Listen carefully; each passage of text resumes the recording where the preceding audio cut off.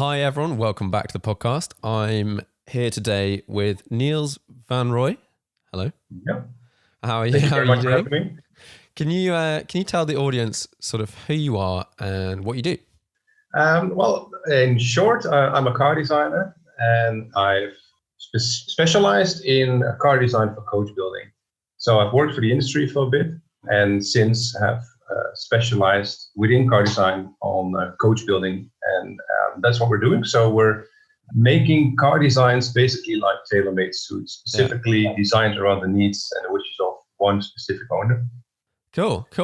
Okay, so let's take me back to the beginning. How did you get into car design? What's your sort of journey been through to date? I studied design in the Netherlands, as you surely can hear.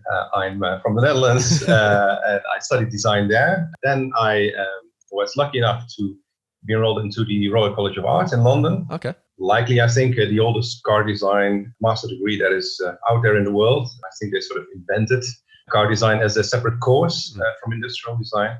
Had a fantastic 2 years studying there at the RCA. And I mean, obviously, London is a great place to be. And as a car designer, biking around on my 30-pound bike in between, Rolls Royces and Ferraris and Bentleys, that's, the perfect inspiration. And maybe some of your listeners will know the Royal College of Art is situated in the heart of London. So very close to, so underneath Hyde Park, let's say, opposite of the Royal Albert Hall.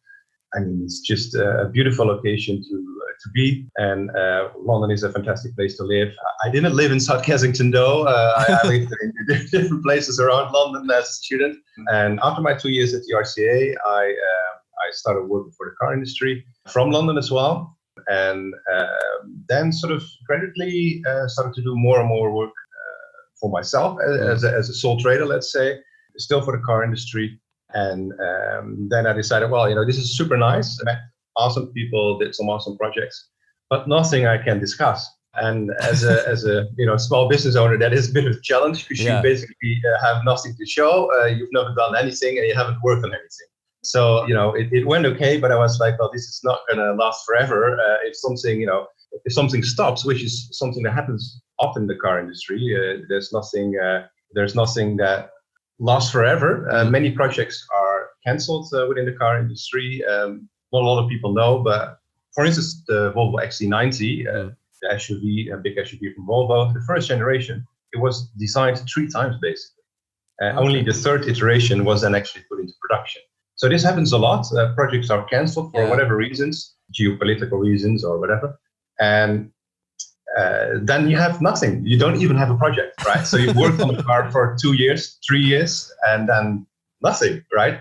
So I was like, okay, this is a bit of a risk, and let's have a look at what I could do. And that actually, apart from being a great project, is also something I could put in my portfolio and show around to potential customers, other people.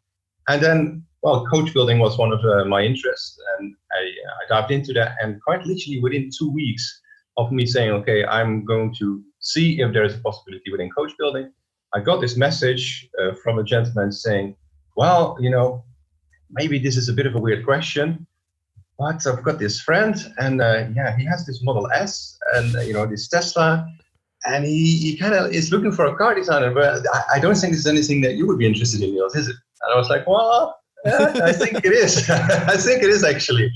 So that's how that project started. You might have seen our Model S-based shooting brake conversion, and it's a car that was used as a daily since. So the owner is super happy with his car, and it really started things for me as well as a car design for coach building specialist, so to speak. And since then, some fantastic clients have put their cars in my driveway, so to speak, and said, okay, Niels, these are my plans. Or in other cases, they say, well, I'd like to do a project, but, can you help me out? Because I don't really know where to start. And that's been the journey, basically. So that Model S has been important for, getting things started and getting the snowball rolling. That's the one I've come across before, this green Model S. Right, Yeah. Can we dive back into a bit of the past? There's just some things I want to ask you about. Like sort of very early on. So when you're studying car design, Mhm. What what does that look like? If someone was going to go study car design now, I'm assuming it's somewhat similar. How do they approach it? Do you go and look at like the first car and then come forward from them, or how does it sort of get taught? What do you have to do? It's at the Royal College of Art. It's only postgraduate, so you have to have a bachelor in design or car design before you are able to apply to the Royal College of Art. So it's not necessarily the school, let's say, where you would learn how to draw a car, or where you would learn what industrial design is or what car design is. You really have to have a solid base, a solid portfolio of work that you've done before. I had classmates that worked for Farina, for instance, and then came studying at the RCA. Okay. Some people already worked for the industry before they came to the RCA. I studied industrial design in the Netherlands. Very specifically, I chose for that because I wanted to have a very wide sort of base and background before I would specialize in car design. The way of thinking within car design is a bit different than it is compared to industrial design. And it's an interesting sort of base to have before. Well, that's at least what I thought. And I'm quite happy with that choice, actually. Before you specialize in super specific industrial design, because in the end, car design is industrial design. I studied mechanical engineering for a bit and then decided to be a photographer and stuff like that. When you're studying industrial design, that sounds like quite a broad topic. What sort of things are you learning about? I would say it's mainly the human being. So everything that is still extremely important within car design. I worked, for instance, on the future London taxi after I graduated from the RCA, and this was with the Helen Center for Design, which is a sort of a university-linked company, one could say, linked to the Royal College of Art. And that's a fantastic project, but the human being is central there. So sure, a taxi is a vehicle, but it's used by a driver in front of the car, and used by a passenger in the back. And sure, that's very obvious, but you have to understand that this driver is there for 10, 12 hours straight, right? The tiniest little thing that is perhaps ergonomically incorrect is going to be a massive burden on this driver. And the passengers are there for maybe 5 to 10 minutes. So getting in and out is perhaps maybe even more important than sitting super comfortably. Yeah. Right? So these are two very different worlds that come together in one car. And to have a background in automotive design in that project would have been perhaps a bit less relevant compared to having a background in industrial design, because there the human being as sort of a central focal point is super important. And again, it is in car design, but it's just two slightly different approaches. So I think there it helped that I had this sort of human-centered design vision going into the project. When you get in a car, are you like super anal about all these small details? You're like, why that button? That button is rubbish. What exactly. Yeah. And if we're talking about the London taxi, the outgoing model had so many flaws for the driver specifically. So they were sitting at a slight angle behind the steering wheel. Which is not a problem if you're, in your car driving to work, perhaps. Yeah. But if your car is your office and you're there for, like I said, 10, 12 hours straight, then it's terrible, So a lot of taxi drivers have back issues, have neck issues, have shoulder issues because they're not sitting straight behind the wheel. And these are fundamental flaws that we worked very hard on that project to iron them out. And we work with a lot of taxi drivers, for instance. So we built a so-called BAC, so like a full-scale model, let's say, of the car made out of wood, which we could very easily adapt and change with just, getting out some screws and changing the hinges or whatever, putting the seat a bit higher, a bit lower, changing the A-pillar, the rake of the A-pillar, so how flat the windscreen is, all these things. And the same we did for the passengers in the back. So working with different size ramps for wheelchairs. One of the great ideas actually behind the current London taxi, or let's say the outgoing car, was that it was accessible for everybody, so including people in wheelchairs. I mean, that's super unique, and that's something Londoners have that they don't really they take for granted. But get into a taxi in New York, and you'll get into in the old days a Crown Victoria, or now it's like a Ford Explorer or whatever, even the price. But with a wheelchair, you're just not going to get it anywhere, And the same goes in the Netherlands or in Germany, where you hail a Mercedes-Benz E-Class. But they're not inclusively designed cars, so the base vehicle, let's say, with the starting points as such, was great, but there was also a lot to be improved, and that was a very enjoyable project to work on, and to get my hands dirty, so to speak, in the car industry. It's quite interesting because I've never really thought about that. Let's say from a taxi point of view, you get in, and you're like, oh, this is quite comfy. If you, let's say you've got an Uber Lux and it's an S class, but and the London cabs have generally not been that comfy. But like you said, they are designed to get in and out of really easily. Whereas now with the sort of push of Uber and stuff like that in London, you get a lot of Priuses and things like that, which are much smaller. Or, you're in the States and you get into a yellow taxi and they're tiny in the back and you don't really have any space. Exactly. And it's funny how they've picked certain cars have ended up doing the jobs, like a Prius just because, but actually as a passenger vehicle, it's not that good. It's not, no. I mean, it's great for the driver because they're fuel efficient, especially compared to the Crown Victoria they had before. Idling a massive, 4-point-something liter V8 in New York traffic. It's not going to get you anywhere fast, except for the gas station, perhaps. But it just wasn't the right car. And it's just a lot of decisions are made because they were made before by somebody, and people are not questioning the question. Right, and that's something very important in car design. Like, why are we doing this? Let's question what we are doing and why we're doing this. Before we're just iterating, making a slight change here or there, making it a bit prettier or look a bit better or whatever. But why are we doing this? That's really important, and I guess that's the most fascinating thing for me within car design, is the question behind the question. That's a really interesting way of looking at stuff, like having fresh minds as well, like looking at problems. I can't remember, there was something I was talking to my other half about yesterday, and she was like, oh, well, we normally do this. And I was like, yeah, but I kind of don't care. Like, let's look at it from do we want to do this or do we not want to do this? Is this good? Not, rather than these are the things we've done over time. Exactly, yeah. And it's hard for the human brain to wrap itself around that sometimes, to change with what is convenient perhaps, or change with what has been done for ages in some cases. And the car is in a way, a very traditional vehicle in many regards. And you see that the car industry is pushing a little bit too hard for the perception of, let's say, the market, of others. You get a massive pushback, right? I mean, if I just say Fiat Multipla, a lot of people will go like, whoa, I saw one yesterday. And, this was actually a fantastic piece of design on all different levels. But just because it didn't sort of do the exact same things that the previous cars were doing, which they were actually doing not that good, but the Multipla did them better. But for that looked a bit different, that's already enough to alienate a lot of potential prospect clients, let's say. That's a really tricky one. That must be a really tricky one as a designer. Like, it is. It's like, because if you don't innovate enough, right, you get the story of the Jaguar XJ, for instance. Yeah. Beautiful car, right?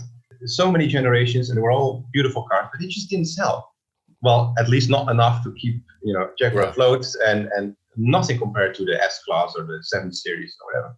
And then Ian Cullum came along with the now already ceased last Jaguar XJ, last generation. And he really just, he broke with, let's say, the burden of tradition, just because that first XJ, the first series was first launched, was a beautiful car, just in a way copy and pasting it in, surely beautiful bodies, but just not relevant enough for what was going on around that car in the world, right? So the car is not just a car in a vacuum. It functions in a world that is continuously changing. Yeah. So to not change with that market, to not change with your customers, it's devastating for the product or for the brand in the end. But indeed, changing it too much, Fiat Multipla, changing too rapidly, too much at once, it's going to alienate people too. So there's this very thin line of innovation versus traditionalism and brand heritage, brand DNA.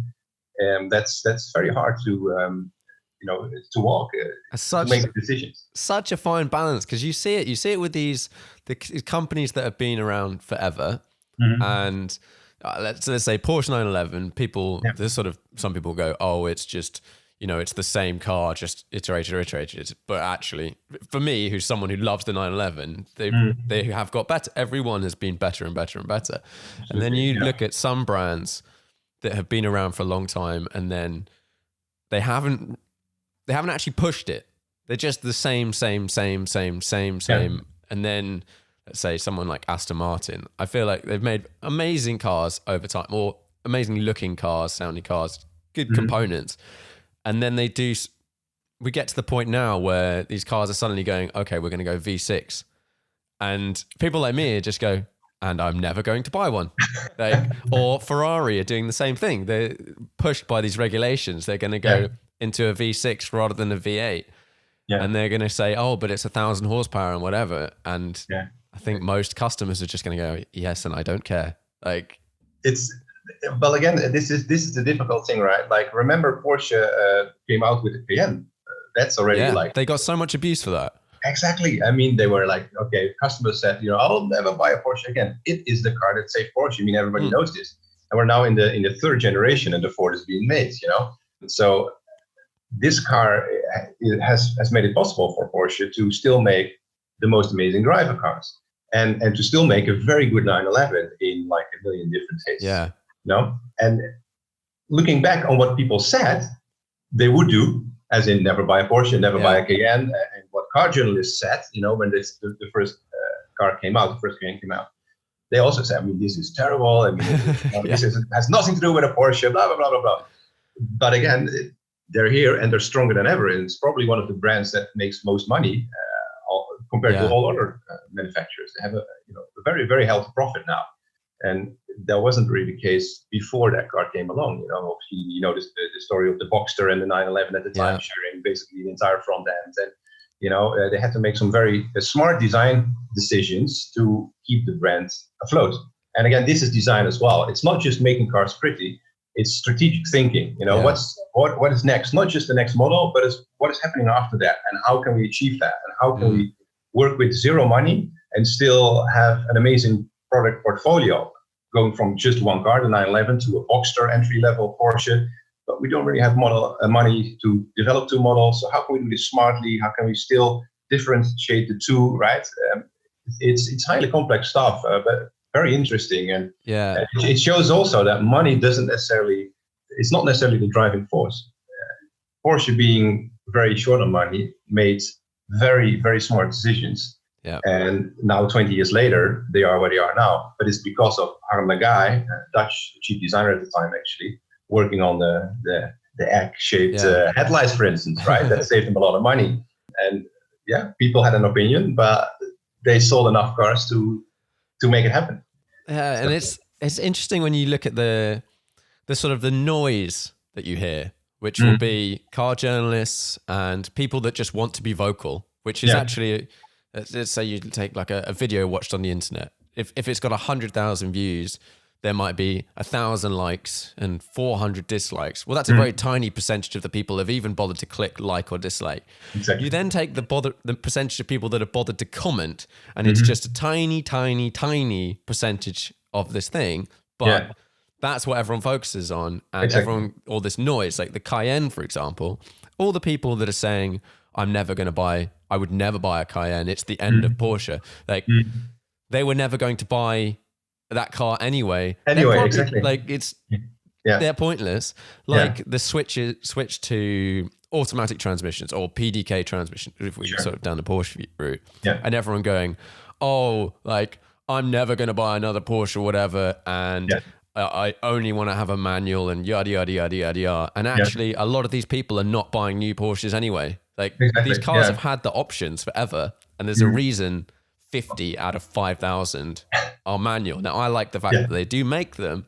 Sure. But the buyers are just going out and buying them.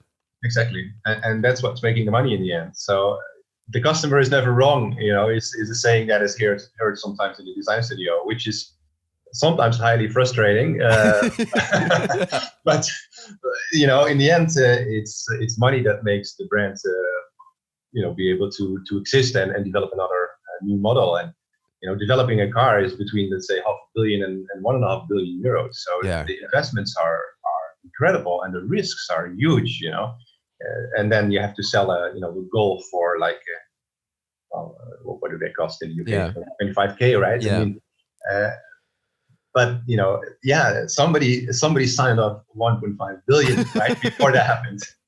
Before you went into that showroom, and it's not that the 25K goes directly into the pocket of Volkswagen. There's a dealer and there's the importer and there's the marketing and there's it's a difficult business, and it's what makes it interesting because it only gets more complex now. With the connectivity, with driverless cars, so to speak, between brackets, right? There's so much happening in the industry. I always say it's either, let's say, 100 years ago when it all started, or now. These are the two key sort of times within car design to be in. So I feel blessed that I just happened to be the right place at the right time. Yeah, it's cool. So so you studied industrial design and then you went to the Royal College of Art. Yeah.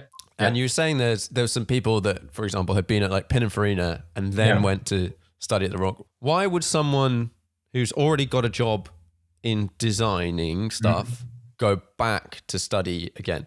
I guess or continue to study.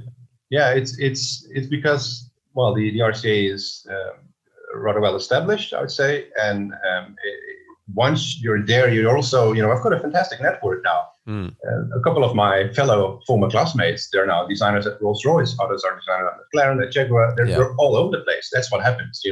People from all over the world come to London for 2 years. They don't see London. It sounds like a glamorous study, but you're just either inside of the RCA or inside of your tiny little student flat sketching cars.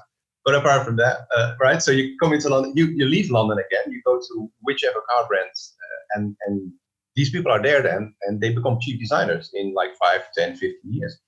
And that's why you go to the RCA, because they have this amazing network. I did projects with Rolls-Royce there, classmates did projects with McLaren. Merrick Breichman came over from Aston Martin, chief designer. We had the most amazing tutors there. Why?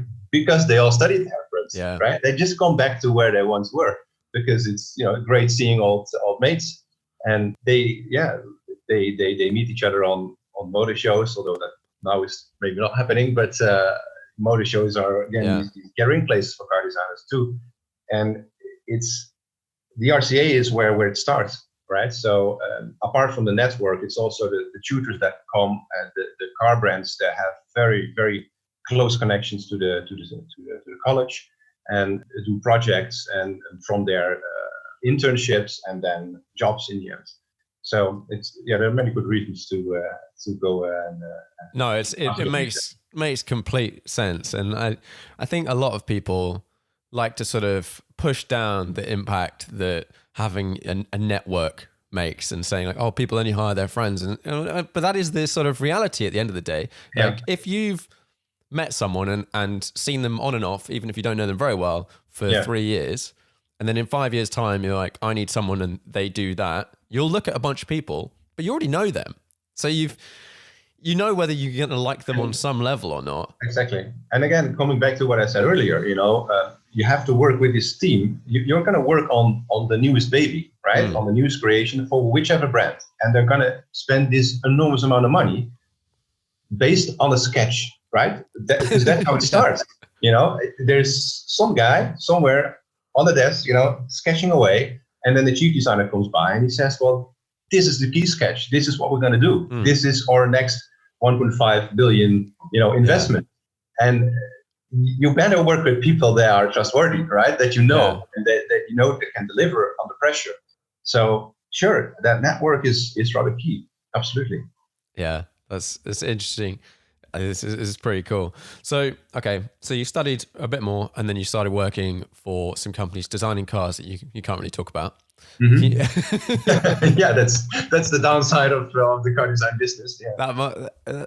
Like, how wide can you talk about? Presumably, obviously, you can tell your friends that you work for so and so or whatever, but like, you can't publicly. Yeah, so I even try to not do that, because I just don't think it's good practice. You sign an NDA, and sure, you can trust your spouse or your best friends perhaps, but I think it's sort of a slippery slope. And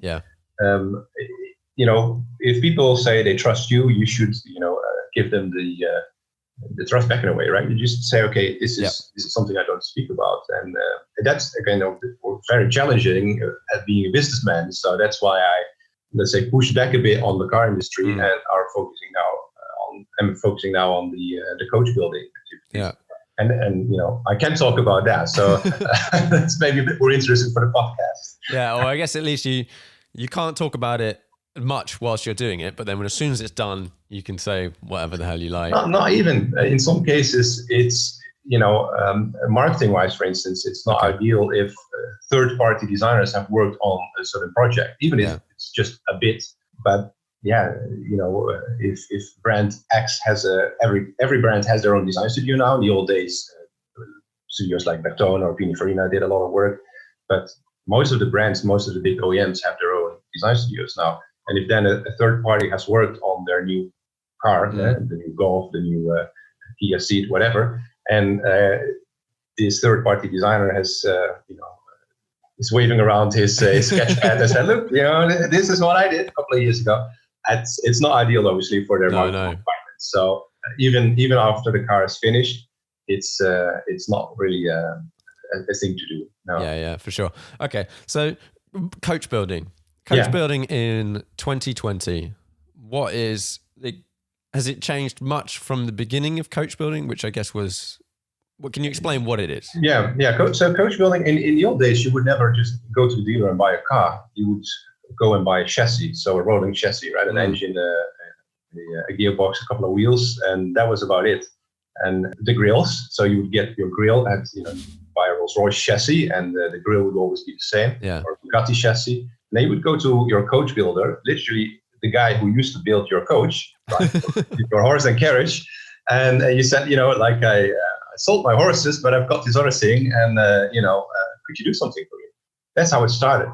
And then obviously later on, when mass production started to come in, and Henry Ford had his invention of the conveyor belt, and mass producing cars, mass producing bodies in a house as well, coach building died off slowly but surely. And now I would say there's some sort of a renaissance going on, because with the current cars that are out there, they form excellent base vehicles to work on. So we don't necessarily work on chassis as such. So a client brings in a complete, just a normal driving car.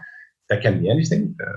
The Tesla we've discussed, but there are V12 cars from Italy or whatever. We work on all sorts of cars, and we take them apart.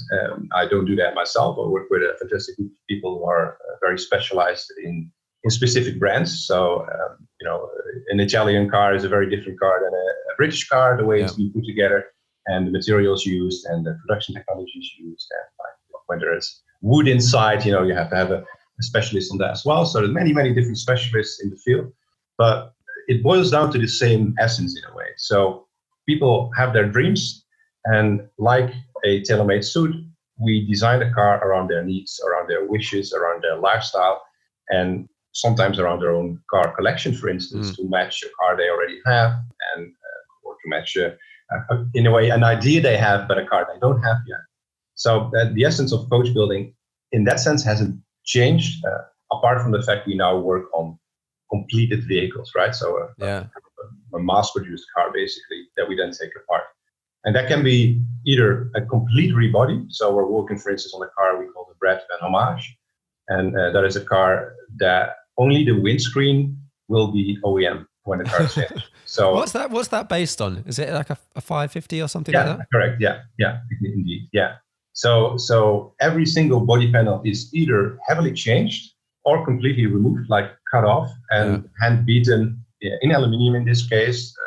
Some clients, again, would like to have carbon fiber body. This client likes the fact there's a bit of romance, let's say, to a hand-beaten car. Yeah. Like the old days with hammers and all sorts of little tools, and it's very beautiful to see that coming together. And this client was very keen on having, also because it's historically significant for that specific car. Obviously, the original, let's say, original Breadvan was hand-beaten based on a 2-seater front-engine V12 from Italy. And we're doing the same again. So the reason for that specific base car is because it was the return of the brand from Maranello to a front-engine V12 with a manual transmission. Because after the Daytona, they didn't build anything for, I think, 23 years by heart. So this is a very significant car for the brand. Yeah. Because obviously they had V12, like the Testarossa or whatever, but they were all rear engine cars. So not anymore these, let's say, gentleman races. Yeah. These lovely proportions. So that's why we picked that car. And obviously it had to be a manual, so no flappy pedal stuff there. It's a beautiful platform to work on. And that car is, like I said, very, very significantly changed. How long? I think we're working on it for 2.5 years now. So it's quite a project. And, it includes basically new everything, new headlights, new bonnets, fenders, doors, and a complete rear end is new, the roof line. So side windows, everything's bespoke, except for that windscreen. And that's basically just, we could do that, but this is a car that likely the owner will like to drive. Yeah. And imagine then, a stone hitting the windscreen, and then you have to wait for like 6 months for your new windscreen, rather than just buying it off the shelf. So, depending on the type of client, depending on the type of car, we make these decisions together. We advise our clients, well, we can work around the original windscreen and make sure it doesn't really bother the design as such. So in the design of the Breadvan, we've made sort of a visor design that really runs around. So the daylight opening in car design language, the window graphic, rather than being as the current design is of the base car, the 550, is a regular A-pillar starting from the bottom of the windscreen, and it runs over the roof.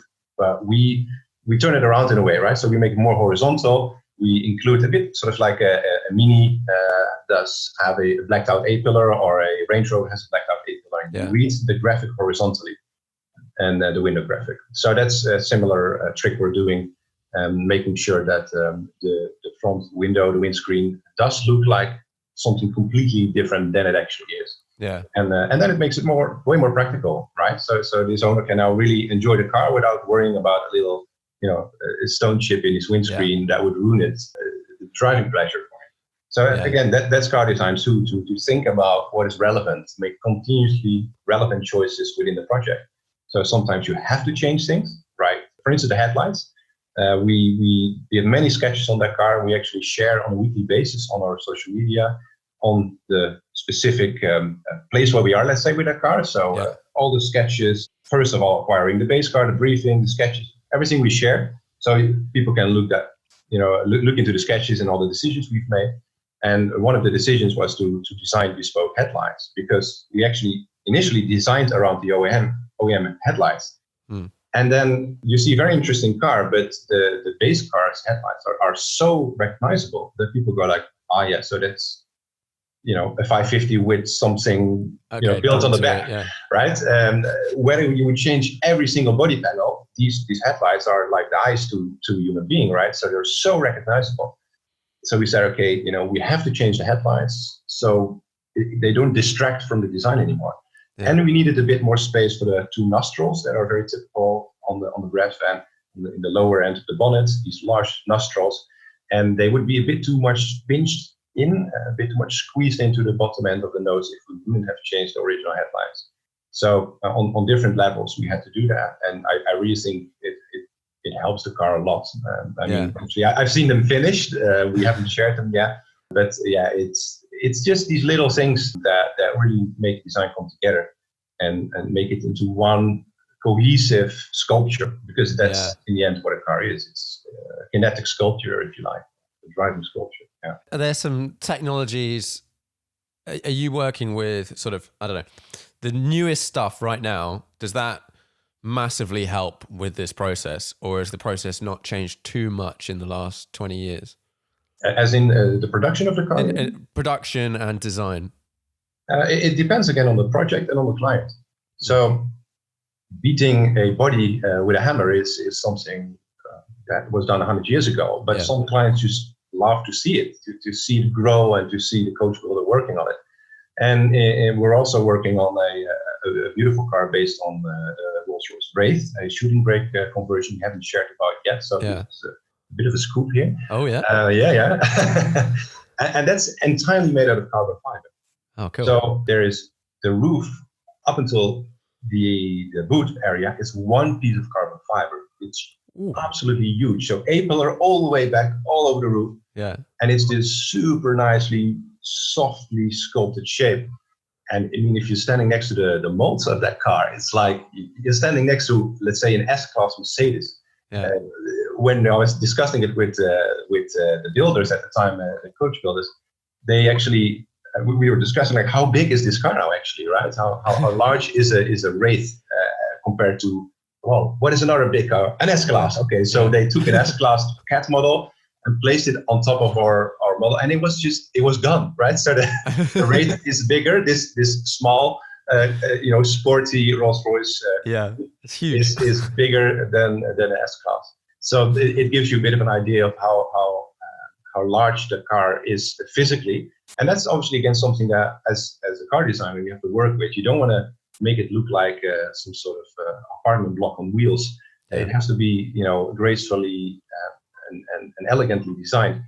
And because, again, the car is so big, you can also use that to your advantage. So what we've done is we tapered the car, again, much like a suit is tapered around a waist, and we tapered the car very strongly around the occupants. So it means that the lines are super gracefully, very classical, actually, compared to, let's say, more the cars that the brand was making in the 50s and the 60s. Super, creamy, let's say, softly rounded cars. And we can do that because it's big and it helps on different levels. So now, A, it doesn't look as big as it actually is. And B, because it's so big, you have actually space to taper it in very strongly around the heads of the passengers and to make the lines flow very elegantly and elongate it towards the back. So, and you're held there, to come back to the question, you're held through the materials you're working with. The carbon fiber material is very light, it's extremely strong, it's very stiff.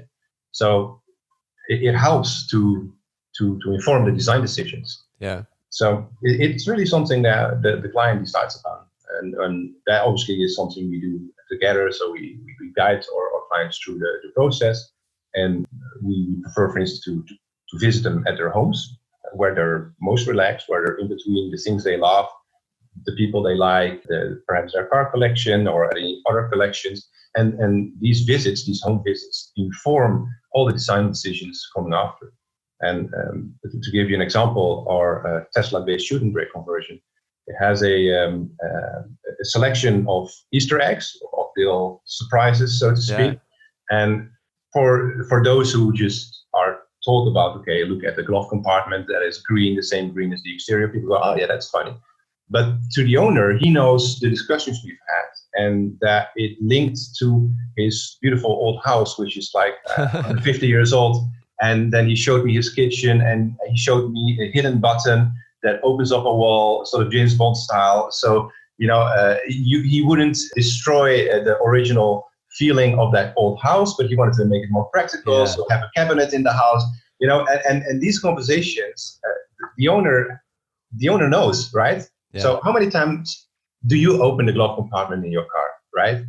Yeah, like never. Like maybe once or twice a year, right? Yeah. But he opens it up, and then you see, he remembers that conversation, right? He remembers, I discussed this with Niels, and I showed him my kitchen, and this is how we came to this solution. And you discussed the green color. So this is a bespoke color. We designed 10 different shades of green. This is not just a green color because he likes green. There's a lot of work and talking behind it. He said, I want to honor coach building. I want to show that through a Tesla-based, an electric car, coach building has the future.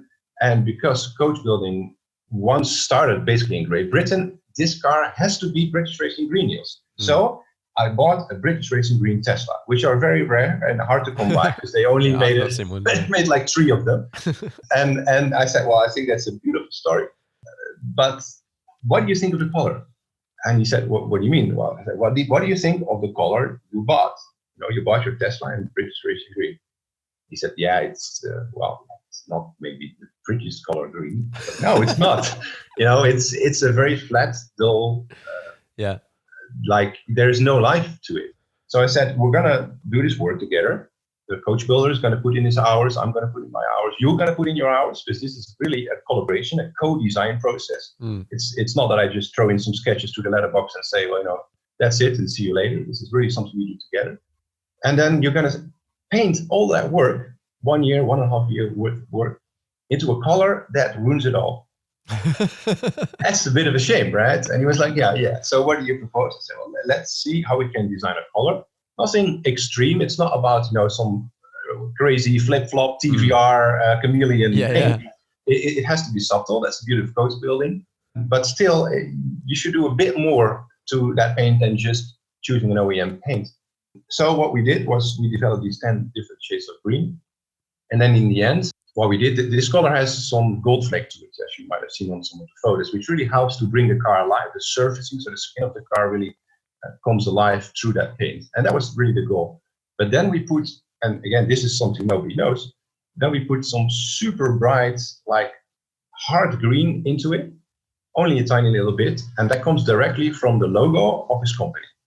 Right. And this is a company that he bought for €1 that, was on the verge of bankruptcy. He was a young guy. He took a massive risk.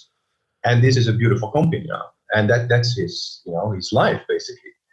You wouldn't see that color, that bright green color, in like 99% of the times. But just sometimes, he uses his car as a daily driver. He walks around the corner, the sunlight hits the car, and he sees his company standing there.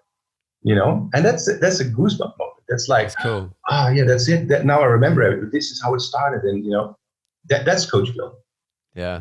It's this the question behind the question, the story behind the story, and this is why I had no clients yet that haven't come back.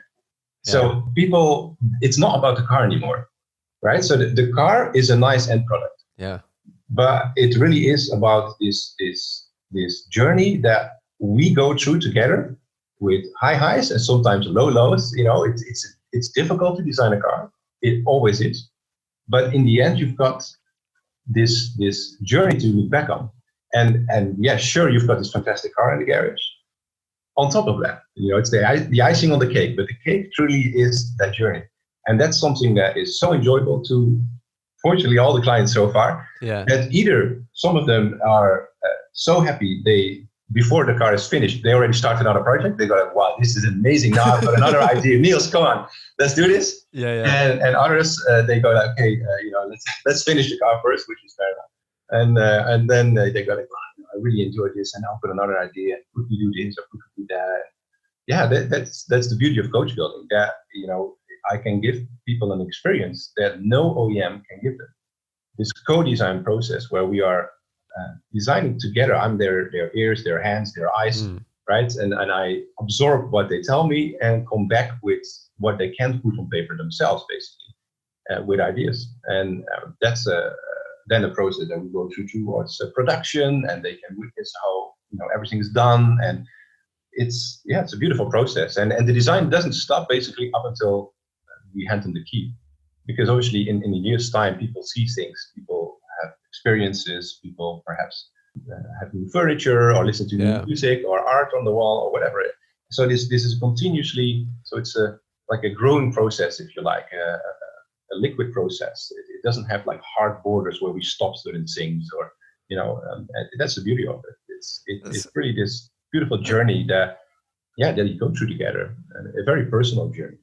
Yeah, there's something I hadn't really thought about the coach building process, is because if I'm not building the car, for example, I will just see the final result and I will judge the car on whatever it is, whatever a car.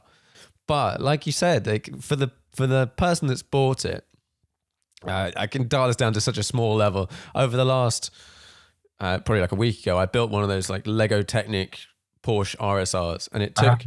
It took ages. Well, it took like 8 hours or something like that. Yeah. 6 or 7, 8 hours. Yeah. And I really enjoyed the process. Like I was kind of slightly shocked by how much I was enjoying the process. And then I got to the end and you've got this finished product. And like, yeah. But then I was like, no, actually, I just want to do the process again. If I could just give it to someone, I was like, can I get some money back for this so that I can buy another one and start the process again? Yeah. And it's probably why so many people get a lot of enjoyment out of modifying cars, and there's definitely a huge part where I look at some cars that people have built, modified and whatever, and go, well, you've spent a crazy amount of money on that. Yeah. Like, versus the value of that particular car. Why didn't you just buy the one that was better, or the one you were trying to make it look like, etc.? But actually, in reality, that person has probably got so much enjoyment out of like, oh, I want to change the brakes, right? And they spend 3 weeks researching and then going and looking around and trying finding the right thing. Yeah. And then they work on something else, and you get 5 years of enjoyment out of this process, rather than just saving a bit and buying the next one. And then you've you don't have as much invested in that product. Yeah. It's absolutely, that's really what it's all about. I mean, I see this all the time. That it really is that process where I get messages from my clients like in the middle of the night with like they cut so a couple of photos and glue them together and say, Niels, this has to be the next project, and this is it, this should be it, and then we're gonna take this car and we're gonna do this and that. It really gets the juices going. It's something truly special to be creative together and to work with all these top specialists. I mean, if we're designing the interior recently, for instance, for Adventum Coupe, that's a Range Rover based conversion we've made.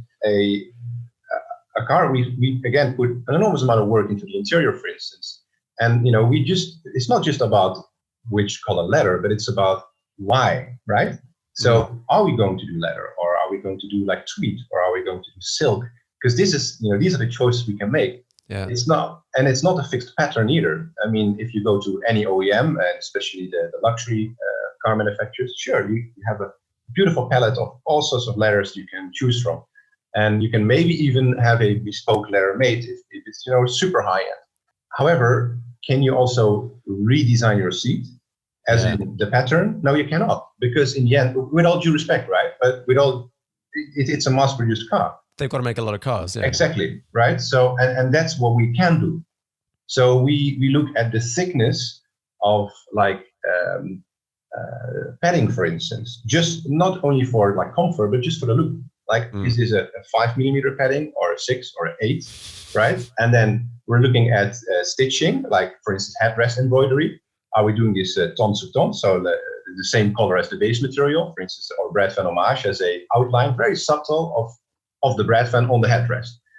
And we designed it so it's basically hard to see, right? So you wouldn't see it immediately. It's not about putting it in your face. It's not a boxing match where we have to beat all the unique features in somebody's head. Yeah. It's about a sort of a journey in that car as well. So you get into the car and then you start discovering things rather than you see them all at once. So we discussed the type of thread, obviously the color of the thread and the thickness of the thread, and the stitches apart from each other. These are really interesting conversations, sometimes slightly on the geeky side perhaps, but in the end result is super special. And again, that's what makes our customers tick. It's really that journey and the eye for detail, and that we hardly have to say, sorry, that's not possible. That's something I really try to prevent saying, and there are always things that are not possible, but the very large majority that you cannot do at an OEM, whichever amount of money you bring them, you can do with us. And that's sort of one of the other unique points we can bring to our customers, that the sky basically is the limit. And it, obviously, like I said, it depends on some of the countries, law and legislations, and other boring stuff. But the majority of things we can do, and that's really, like you said, building that Lego model. That's really a feeling like you finally can get what you want, and it's super nicely executed too. And you can visit these workshops where these people are behind their sewing machines, and they're making the upholstery, and we send photos and movie clips and all that kind of stuff if the clients don't have the possibility to come over themselves. So they're really involved in this process, and they see how their car is being built by a group of fantastic specialists. And it's just a beautiful process. It's something I personally I just can't grow tired of. I see it all the time, obviously, day in, day out. But it's it just every time it's special, and also because every time we do it, it's for the first time, right? We hardly do anything twice. That's coach building. It's one-offs. How do you stop your cars looking like concept cars? Do you know what I mean by that? Like quite often I'll see something that's being coach built, and I'll go, it looks like it's almost like a bit too big or a bit inflated and there's something about it that just doesn't look like it could have come from an OEM. Yeah. But I don't know what in your head ticks that box to say it's weird. It's many different things at the same time, actually. Car designers view cars in 3 different layers. So we first look at proportions, sort of the proportional statement, if you like, about 10 meters distance. Imagine like a ballet dancer or a bodybuilder, right? Only by the outline, you know immediately within half a second, okay, this is a man or a woman, a ballet dancer, or a bodybuilder, whatever. So that's how it starts. Then you look at the surfacing. So that's the skin of the car. Let's say where the muscles are, right? Is this a rear-wheel driven car? Then the muscles should be around the rear axle. And then the last layer is surfacing. After surfacing is jewelry. And that's the details, right? So the logos, chrome elements, beautiful small touches to finalize the design. And all these different levels have to be cohesive. It has to be consistent. And if you don't do it well, or if you don't do it well enough, then you'll see that. And that's the biggest difference between, let's say, tuners, for instance, that tack on massive body kits. I always call it like the Tupperware party. Again, with all due respect, but that's not OEM quality, as in, apart from literally the quality of the materials, but it's not design quality.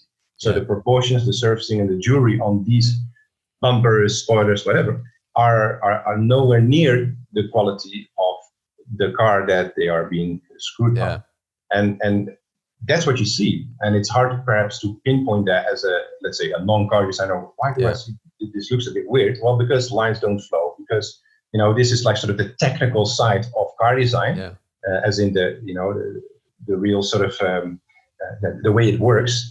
But you'll see it. The human eye is extremely sensitive to imperfections. We can see something like on the car body, we see half a millimeter. We see a little dust particle. We see it. So we see, big, massive failures in body kits. We definitely see too. So this is something, again, we stay very far from, and this is a deliberate choice. So we don't do big body kits. We don't do crazy wide body aggressive kind of they're to each his own, and it's fine. And some companies are very good at it and become very big. The Mansories of this world, but it's not what we do. So and our clients come to us because they want something special, but they want something that is definitely not that. Right? And that's what they appreciate. And I call that OEM plus. So it's an OEM design, but with, let's say, the volume a tiny little bit louder. And if you see our Tesla design, that's actually a great example in that sense, because 50% of that car is 100% OEM. The front half of that car, just we didn't change anything, but everything behind the B-pillar has been changed in one way or another. But most people say, well, where does it start? Let's say, where does the conversion start? And then I tell them, well, we actually redesigned the entire shoulders too. And people go, they look OEM. And it's like, well, yeah, that's the point. It's easy to design something that looks like, you went to the B&Q and drilled some holes and put some, boards on it. But it has to be, again, this sculpture, this like it has been grown rather than a afterthought. And that's the essence again of having, well, perhaps this RCA background, for instance, like a proper car design background before you start fiddling with cars. And on the aesthetic level, that's very important. Yeah, what the human eye can pick up is absolutely insane. I know it drives some people can see stuff, and some people just can't see stuff. They just don't see it. Whereas I am 100% one of those people that will look across a room and someone's like putting a picture up and I'm like, it's not straight. And they're like, what? I'm like, it's like, it's out by a little bit. And they look at it and it's out by like half a degree or something. You're like, but I could see that from literally across the room. But then, like you said, it's having the experience and the knowledge to know what you need to do. Exactly. Yeah. I mean, And why it's wrong. You do this in your daily, life. If you look at cars through the lens, it's something that you have to understand how a car works. Like a human being, a car has, let's say, its prettier sides or pretty angles, and then not so pleasant ones. So this goes for any human being and goes for any car. So yeah, you have to understand that. You have to be able to read a shape, read a car, so to speak. And yeah, this is very familiar to me as well. Like if I walk the street, whether that's a car design or just a shop window, I can get sometimes to a rather explosive level of anger where come on, what's going on? Please, my eyes start bleeding. This is terrible. Or the other way around, I can get extremely happy when I see there's a design team that really pulled it together and nailed it. And this can be a high-end supercar, or it can be a Volkswagen Up, because that's equally fantastically well put together on the design level. What's your favorite bit of new design? These are terrible questions, I have to say. It's very hard. I mean, there's a lot of very good stuff going on, and on all different levels again. If you see the change that Kia has gone through, for instance, in the last 10, 15 years since the Sky came on. Just fantastic. And you see good design sales, right? I mean, their market 100%. Share went up double worldwide in the US and in Europe. That's not a coincidence, that's design strategy. And he's doing, an amazing job with that brand, or he did an amazing job with that brand, from Seat to Stinger GT. But, the same goes for what a while ago happened at Rolls-Royce when the Phantom 7 was introduced. And the Breadvan Coupe and the fantastic, relevant pieces of design. So in the end, like I said, budget, whether that's the developing budget of the actual product or what the thing costs at the end, right? I mean, how much is enough? If you spec it properly, it's 10K, and if you spec a Rolls properly, well, it's a bit more. But in the end, they are pieces of car design, pieces of industrial design, and you can just. A car designer can see that, like at first glance, okay, this was a team that worked together well, they nailed it. Or you can see, well, there was definitely something going on in that team that just didn't work.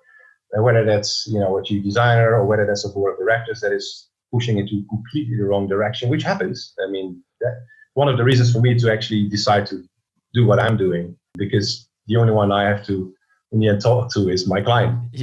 And, rather than a board of directors and a lot of other people that think they know car design, and you have to convince them about things that are needed, but they go like, I like gray, so gray, but what you personally like is not very important to you, and that's one of the perks of doing what I'm doing. I can talk to usually fantastic entrepreneurs, super interesting people in their own right, every one of them. And I can realize their childhood dreams. Yeah. And that's, there's no greater gift than that. And then, for instance, the gentleman that did the Tesla-based car with us, he uses it as a daily driver. It's a one-off coach-built car, and he literally, he takes it everywhere. I have photos where, he was visiting clients in the south of France, and he had to go over, these beautiful farmer roads in the rain. And, the car was just covered with mud up until the roof. It's just, and he loves it. He goes like, I have it. We'll clean it up again. But he just enjoys the car and likes to see others enjoy it too. And, there's no bigger joy than that. It's just fantastic to see people enjoying what they co-created with me. Yeah, that's really cool. I see so many cars now that, and some brands, you look at it and I don't know whether it's misdirected at the head designer, because they're the sort of person that their name is on the car or on that department. So you go, okay, well, they're responsible for why this looks awful. And it's probably not the case, but you see cars come out that, for example, let's just take McLaren Senna, for example. I saw pictures before it came out, before it was launched on like people's phones being like, this is the new car. And then pretty much everyone I met was like, are you sure? Like, they wouldn't make that. That doesn't look good. Like, what are they doing? And then it comes out, and technologically and stats wise, it's impressive, blah, blah, blah. Yeah. But I don't know one single person that looks at that car and goes, oh, yeah. They respect it and they understand it and whatever. Compare it to the P1. The P1 came out and everyone went, I want one. Exactly, yeah. So how on earth does that car get signed off from the beginning? Because I just don't understand. Like, does no one give them negative? Is it just everyone is in the department and everyone's like, oh yeah, it's good, yeah, cool. And then they just get in their own loop, and then no one ever says, nah, this crap. It's the real story is impossible to know unless you were there, right? Yeah, sure. So it might again be a chief engineer that puts his foot down and say, well, we won't get any of the downforce without that, that tabletop on the back. Or it's a cost cutter that says, well, yeah, but this car has to make us X. And, if you want your more sculptural design in the back, that is going to cost us 50 quid per car more. And it's just not in the budget anymore. It can be a million things. It can be an idiot CEO, a weird board of directors. I mean, I've heard many stories where the wrong decisions were made, and you've got also, an increasing group of frustrated car designers because of that, because the people make the wrong decisions. In the end, you could always say, well, it's the chief designer because his or her task is to also push things through, right? To say, well, no, we have to do this because otherwise this or that. And some of them are extremely successful at that. Look at Renault, for instance, what Laurens van Acker, chief designer there, did. Renault was dead, basically. Yeah. They were terrible cars. They had no joie de vivre. If we do a bit of French input there, they were just on all levels. They were terrible. And now, if you look at, it doesn't matter which car it is, whether it's the Twingo or the Espace, they dare to innovate. They dare to go for the right proportions, bigger wheels, even if you have the basic spec, let's say with plastic, wheel trim. They have large wheels. So somebody, likely the chief designer, said, like, no, we have to have these big wheels. Our cars are grown. We cannot, keep on selling cars with these tiny 12-inch wheels. Yeah. It just doesn't look good anymore. We cannot do this. So it's one of the qualities of a chief designer that he or she can convince the board of directors to invest in certain things and to also not invest in other things, right? I mean, if you look at Volvo, they also are doing fantastic. They've done they've done amazingly. Terrible stuff before under the previous chief designer, and now since Thomas Ingelat is there, they make relevant choices again. They make the choices that are important for those who want to drive a Volvo. And sure, they don't have a 6-cylinder anymore. They don't have 8 cylinders anymore. They don't have 20 different engines. But do people really care? Well, clearly they don't, because with only 4 cylinders, they are selling like hotcakes. They sell so many cars. Sorry? They sell so many cars. Exactly, yeah. So they made a very clear decision there with obviously a smaller budget compared to Mercedes-Benz or Audi or whoever, right? But they make cars that look miles better than all these added up together with their massive budget, right? So it's not about having this massive bag of money. It's about making the right and the relevant decision for the brand and for the people that buy your cars. Yeah. Why do you buy a Volvo? Because of a list of reasons. Because you don't want to buy a German car. You don't want this angry looking. Why do all cars have to be angry these days? Can we not? Imagine people are as angry as the cars are. It's going to be very weird in the elevator. If you all look like your everyday Audi, it's going to be terrible. So these are design decisions that were made, strategic decisions, and on many different levels, and they were made well. And sometimes it doesn't work out for whatever reason, like that McLaren that you just mentioned, and specifically seeing it in the entire spectrum of McLarens. That the 720S is a beautiful car, just fantastic. So well executed, interior and exterior. So it's hard to say where exactly the Senna came from or why it looks the way it looks, but it almost looks like it's been done by a completely different department. But I guess like you said, there's so many factors that go into these things. And for example, let's say the Senna, they had to start with a 720S. That is the base under that car.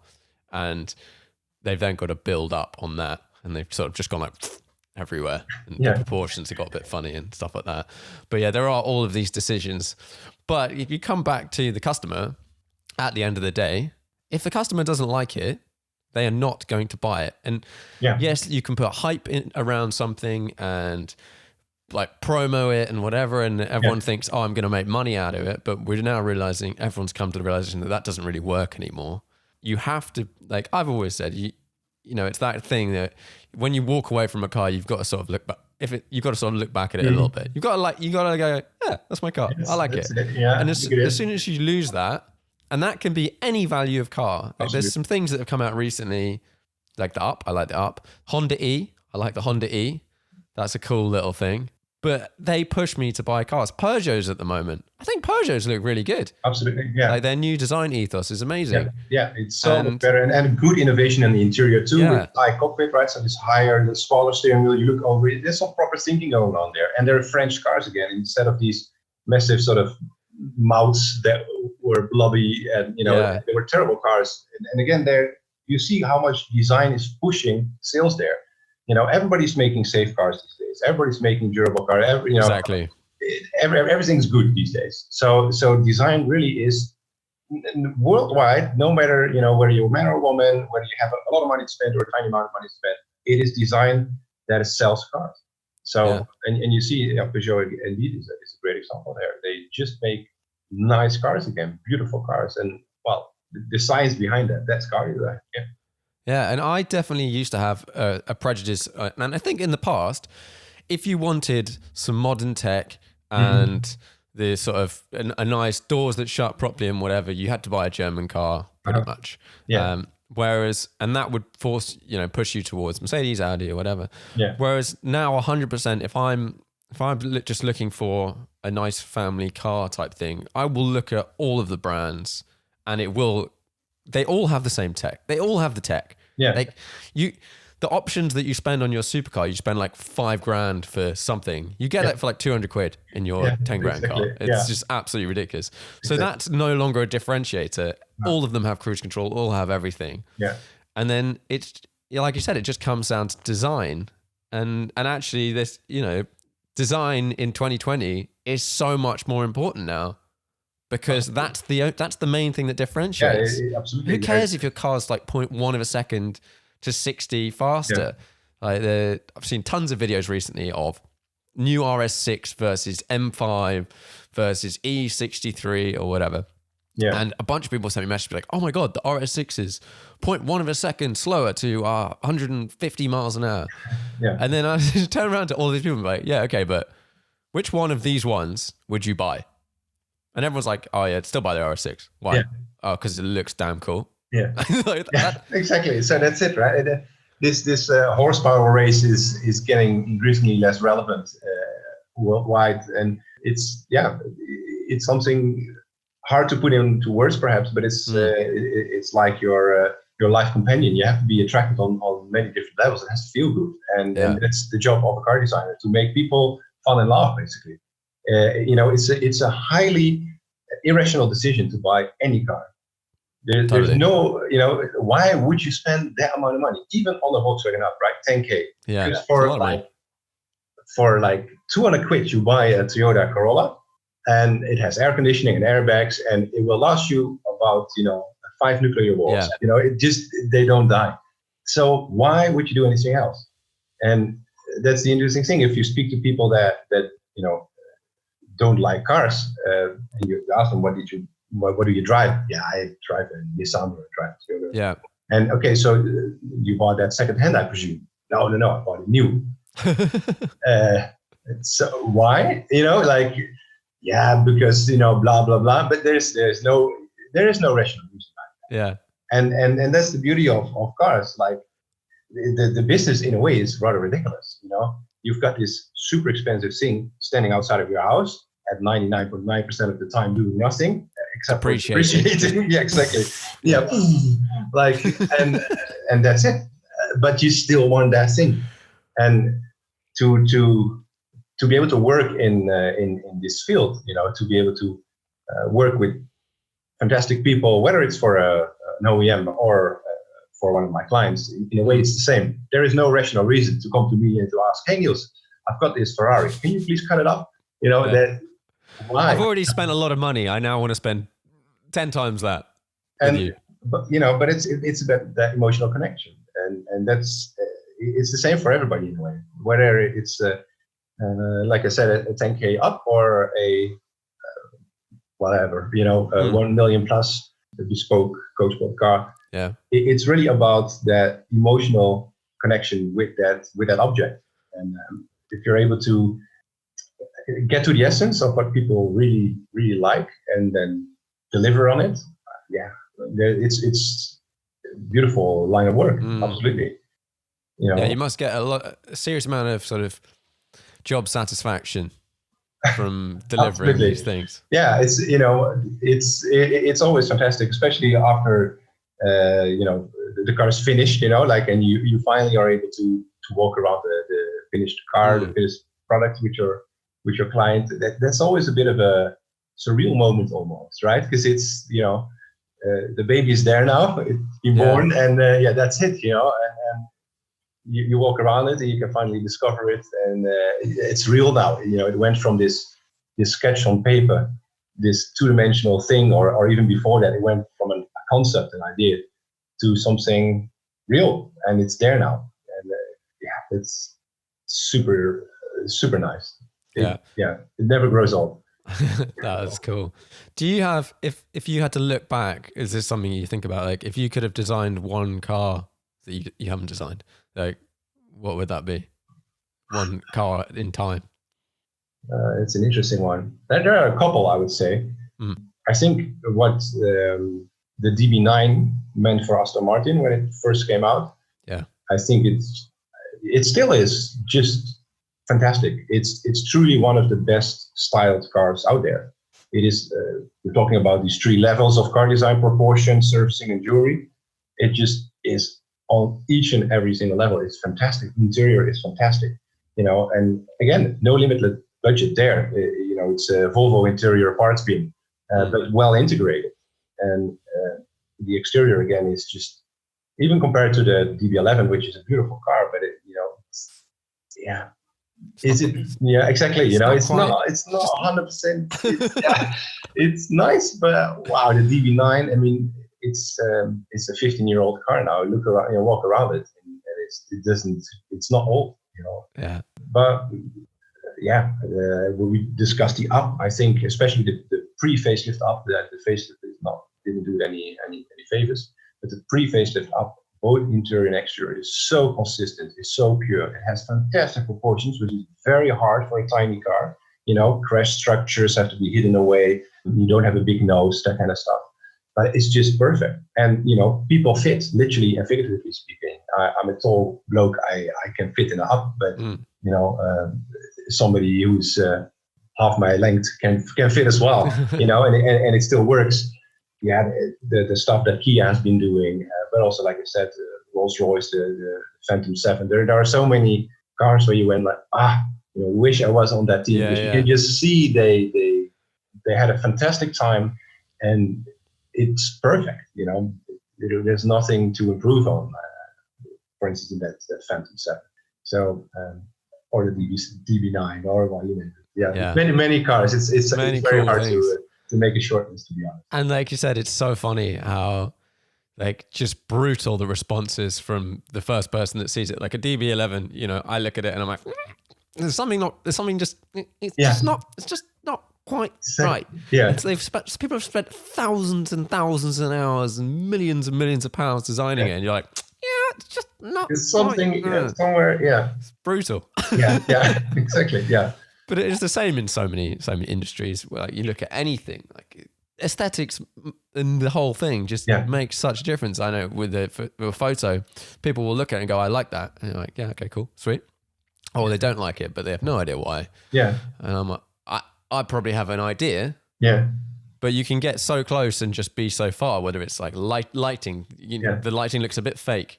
Something's a bit, for some reason, there's too much light on one side of your face to the other, and the sun's in the wrong place or whatever. Yeah. A classic photo one that I always try and sort of get my random people I come across to sort of pay attention to Uh-huh. is moving photos of cars where the wheels are not moving. Yeah.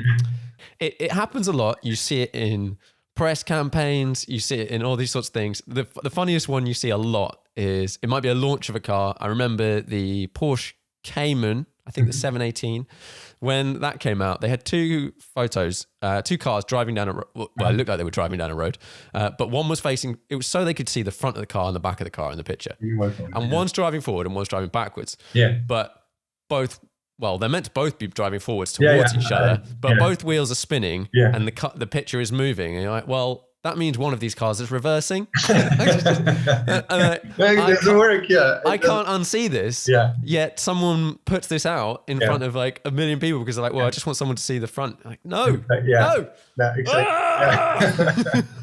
Yeah, there's a, especially in the car industry, I mean, it's so huge that there are so many people involved. It's like the intern at the end that does this, where, he photoshops the wheels, I guess, and then this entire, 1.5 billion pounds spent on the 718, it goes down the drain because of one person. And, there are many stories as well on terrible car salesmen, for instance. You go to dealer X and they treat you like, yes, 100% crap. And it's, in the end, everything is important. The entire string, everything is important. It's super crucial. The photo shoot, for instance, for our cars, I'm heavily involved in that. Usually it's something clients like to have, photos of the car. And we definitely like to have them if a car comes out to show what we've done. But the photos tell a story. For instance, the photo shoot on our Tesla-based car. I said, in the frame, normally it's like 3/4 front, 3/4 back, blah, blah, blah. I said, well, okay, there's the boring old stuff. This car is going to be a part of somebody's life. It's not going to be like 100% in the frame. It's not going to be 100% of his life. It's going to be a part of his life. So in the frame, the car has to be, a part of the total picture, but not like the 100% full in the shot kind of thing. And so that's one of the concepts around that shoot. In every single picture, the owner can be found. So sometimes it's a shadow, like an outline. Sometimes you don't even see him, but he knows he was in the car at the picture, right? Sometimes you look over his shoulder, through a window at the car, right? Yeah. So these are, to me, it's as important as the design of the car. It's not like a little afterthought, like, oh yeah, make some photos. Because you can completely ruin it. You can completely 100%. Ruin 1.5 years of work, And people do. Yeah, they do. Absolutely. That's why I'm so on top of these shoots as well. Like I'm there, I'm there from the morning until the evening with the photographer, with the fantastic team that, we do this with. And, everybody has their own responsibilities and freedoms, but I'm there because it's super important that that the story remains pure, right? And I know the story because I designed the car. So I briefed the photographer with that story because that's what has to be in that photo. That story has to be conveyed. That narrative. It's interesting that you've just sort of summed up how I would say the difference between good commercial photography or just good photography really and distinctly average. A lot of the time I'll take pictures and the car is 100% the subject, but to make a more interesting picture or you want to fit there's a story. People buy these cars for a story, and the number of manufacturers that release a car with just studio shots, that kind of does my head in because there's no need, and they're always shot with the wrong angle lens for that car. So I did this I was at Geneva last year, and I was just walking around some cars, and I just wanted to explain why some of the photos that come out of manufacturers look so bad. And it's always like quite often they're shot in a studio. And maybe they're not shot in a very big studio, so they have to use quite a wide angle lens. And then they're quite close to the car, and everything just looks awful. And the amount of awful press photos I see I know. of very expensive cars. And it's not that they haven't necessarily spent a lot of money on the photos. No, it's just they've just missed it. And like you said, like you could have a photo, whether it's like part of the car and the story or whatever, but there needs to be stuff in the picture that sells the rest of the story. Absolutely. Yeah, but when we did Adventum Coupe, that's the most recent car, right? Yeah. We searched for a location, like we always do, for quite a while. And in the end, we found a location which is sort of a cottage-style architecture. It's called the Duke. It's a business club in the Netherlands. Yeah. Very exclusive. And we were looking for a day to shoot, and finally we said, okay, this is going to be the date. And then the photographer sent me a message, like I think a week or so in advance. He said, Niels, the weather forecast says it's going to rain that day. I think we should cancel. I was like, no, we're going to have that shoot in the rain because it's a British car, right? Yeah. A Range Rover based car in a British setting, this sort of style. The rain is just going to add to the story. It's perfect. Yeah. We have to do that in the rain. And it was, unbelievable. The rain was just a tropical, storm kind of stuff going on. So everybody was like, covering everything with plastic and, people were cold and, but the shoot turned out great. And the beauty was like halfway the day, suddenly this like in like 10 minutes, it stopped raining and the sun came out. And the car dried up like instantly. And I was like, that's not good. So we asked the golf course that was around. Like, I've got a bit of a weird question, but could we wash our car? And they were like, well, it's made for golf carts. And you've got this, massive, huge SUV. I don't think it's going to fit. But we squeezed it in their sort of washing space. And we washed the car actually 2 times that day to keep it wet and consistent throughout the day for the shoot. But to me, that again is a consistent story where the car is in the right setting and it's wet in this case. It just adds to the Britishness, if you like, of that project. Yeah, and it makes shoots like that and shoots where there's like some real kind of thought and good planning. That's what I love. Like, I love that stuff. Anything that's just kind of, just not bother. Don't bother. And the people looking at it, loads of people just go like, oh, well, if we have other things in the photo, it'll distract. No, that's not how it works. That's not how people. No, exactly. It's not that people just come across a photo without, there's a story and people understand it. Yeah. And all these crazy cars, so like cars with like big wings and whatever. When you see a simple sort of aesthetic photo where it's just basically the car, you don't really see how that design, and with all cars, relates to normal life.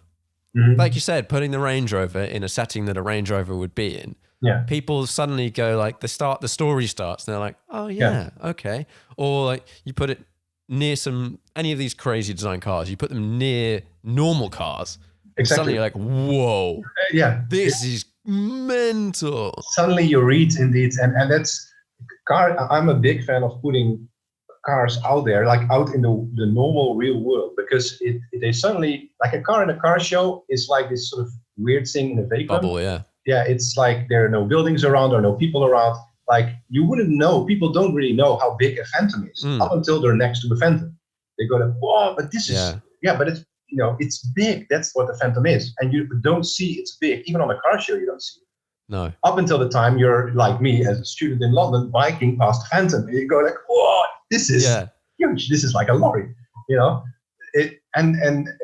it's important to see cars in the surrounding, in where they're used. Cars are driven by people and in the city center or in the countryside or whatever. And it's super important to convey again the story of the design, just the aesthetics of it, like the proportions. You don't know how big something is if you don't see it next to something else. It's basically as simple as that. Absolutely. It's something about a pet peeve of mine is if you go to a car show and the cars are parked on grass. Yeah. And everyone has a look around and you're like, never ever send me a picture of a car parked on grass. Like, okay, just to show it, whatever. But you lose everything about the car. Everything, it has to be on some kind of tarmac, some kind of road. It's just like the PR gentleman that worked with us on the Tesla said beautiful things. He said like, cars are not cows. Cars on grass, it's ridiculous. Cars, not cows. So I never forgot that. Like That's so like good. a car on grass just doesn't work. It's weird. It's on Now, every if level. it's an off-road vehicle and it's off-road, that's okay. Yeah, okay, but yeah, to put But a road car, it's not a cow. super sports car on like what? Like how you mowing the lawn? And the grass like comes up above the bottom of the car. Exactly. Yeah, it sort of reaches over the sill and stuff. Yeah, no, it's. I think people are getting a real insight into how like mine and your minds work just on a daily basis of the rage. Yeah, exactly. Yeah. These are, we might have some proper anger issues here, but they all come out now. This is therapeutic. This session. Yeah. That is why the end products look much better. Absolutely. Because of these mindsets. Yeah, that we have to live with, but other people can just appreciate. Exactly, they can enjoy the fruits of our labor. Yeah, it's that's what it is. It's every single step of the way is important, like I said, and that's really something I live by, and that is important to my clients as well to know before they start with me. Like I'll put my foot down like a chief designer would do that for his board of directors in the end, because I know. Even if a client sometimes might not see that in the beginning, how important it is that we do this right at this point, because in the end, in a year from now, when we'll get the key of this bespoke car, then he will appreciate that we've done this right. Yeah. Right. And fortunately, so far it hasn't led to any breaks. But no, it's an important part of the discussion to always know when it's important to say, well, listen, this is something we have to push through. And I understand some things we cannot, but this is something we have to push through. And then if you explain it well enough, people get it. And it's a bit like what we're discussing now about photography. Like, some people might go like, why would you spend days on arranging a shoot? Or, a decent iPhone can make good photos too, right? And I mean, I've seen photos of, let's say colleague coach builders that I assume are made by their daughter, 5-year-old daughter on an iPhone, like hardly in focus, let alone a decent composition or location or whatever. That's it. It's not the iPhone that's the problem. No. It's the thoughts. Exactly. That's what absolutely. That's what I'm trying to say. It's there has been no thing. It's like whatever, make a photo. That kind of thing. You feel it. You just feel that the conversation was there. Like, how much is the photo shoot? Nah, never mind. Right? Yeah. We'll do this ourselves. That kind of stuff. It's you have to do it well, and then otherwise, all the work, all the effort you put into that project from the entire team, everybody involved, including the client, it's a deflating balloon. The end thing should be like, for those who cannot see the car in real life, there's a photo. So the photo should be as good as the thing in real life, as good as walking next to that car. You have to, smell the leather through the photos and feel the paint, and it's everything has to be conveyed through that one image or selection of it. Yeah. So it's so important that is done equally well and matches what the aim was with the project. Yeah, totally. I know a lot of people look at photography and see it as very expensive, and it is expensive, but it's like you said, you pay for, like, if I'm going to get you to design a car, and I could be like, oh well, I could design a car. Yeah. But actually, no, I come to you because all of the experience you've had up to that point has led to you being able to go and produce an end result. Mm. Whereas you just go, oh, I'll do it for 50 quid. You're like, you just, it's not, you can't do that. No, that's what I mean. You can build your own car. You can, some people do, and it's lovely. But if we're talking about like a professional project, you have to work with professionals. And it's fortunately what my clients understand as well. They come to me for a reason, and I don't compete on price. I compete on quality. That's what makes people come to me. It's because they see original ideas, like our Adventum Coupe, for instance, as an example, has a full teak wooden floor throughout the entire car. Mm. Not just in the boot, but also in the passenger's boot well. And it's not just ordinary teak, but it's like true and true. Because I feel like, you can get some cars, some mass-produced cars with teak in the back, but that's like a massive plastic base with like half a millimeter of teak glued on top. Yeah, a little vinyl. Exactly, yeah. And you can feel it. If you knock the wood or you put something on it, you put your bag or a travel bag on it, you can hear it. People will immediately feel that that it's not what it seems to be, right? And then inside of the teak, normally you have this sort of black rubber, let's say, separating the different elements of teak. And in our case, I made a big point of making that white to match the exterior paint color. Again, to merge the exterior with the interior. It's one object, it's one world. It should speak the same language. And some people might hate it, and that's fine. This is a very personal journey. Some people might dislike the base vehicle in itself. They dislike the Range Rover or whatever. But that's not the point. The point is like what we design is something very tailor-made to that specific person and to that specific human being and his or her life. And that's what counts in these type of projects, that it's something that really makes them tick. And if somebody else wants like a lamb's wool or wants, that's not the point. It's not necessarily about, a range of materials or colors, but it's about making a decision that suits that person. Yeah, definitely.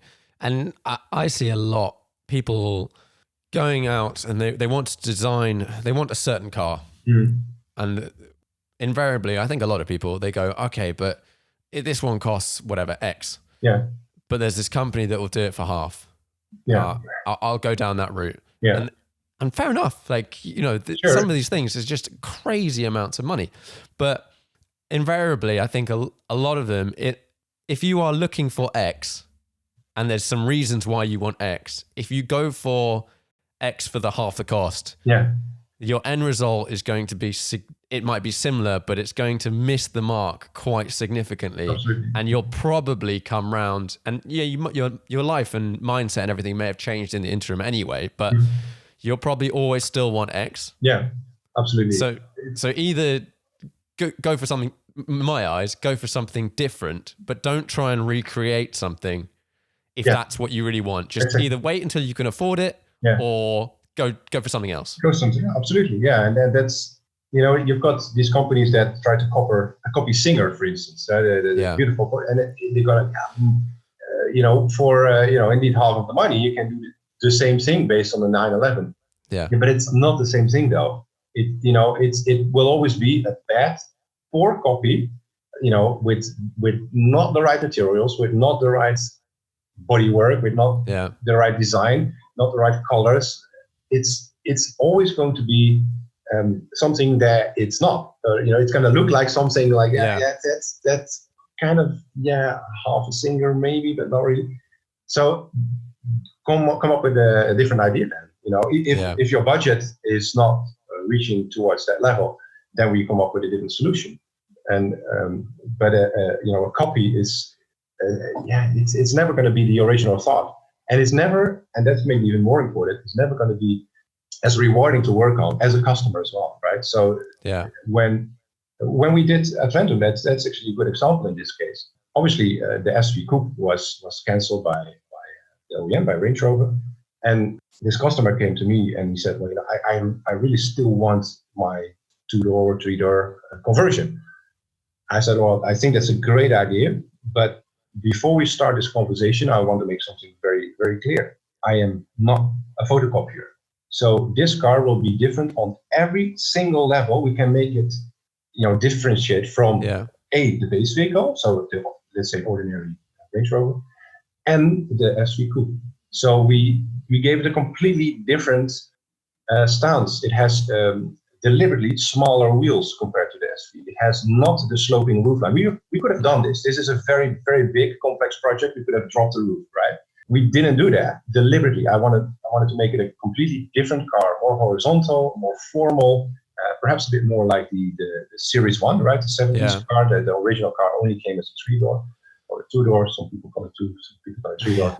Anyway, I wanted to make an original design, and sure, it is still the car it is. It's still based on the best 4x4 by far, but it is an original piece of design that has a completely different interior and a different way of thinking about how to go about making this car in a 2-door coupe version.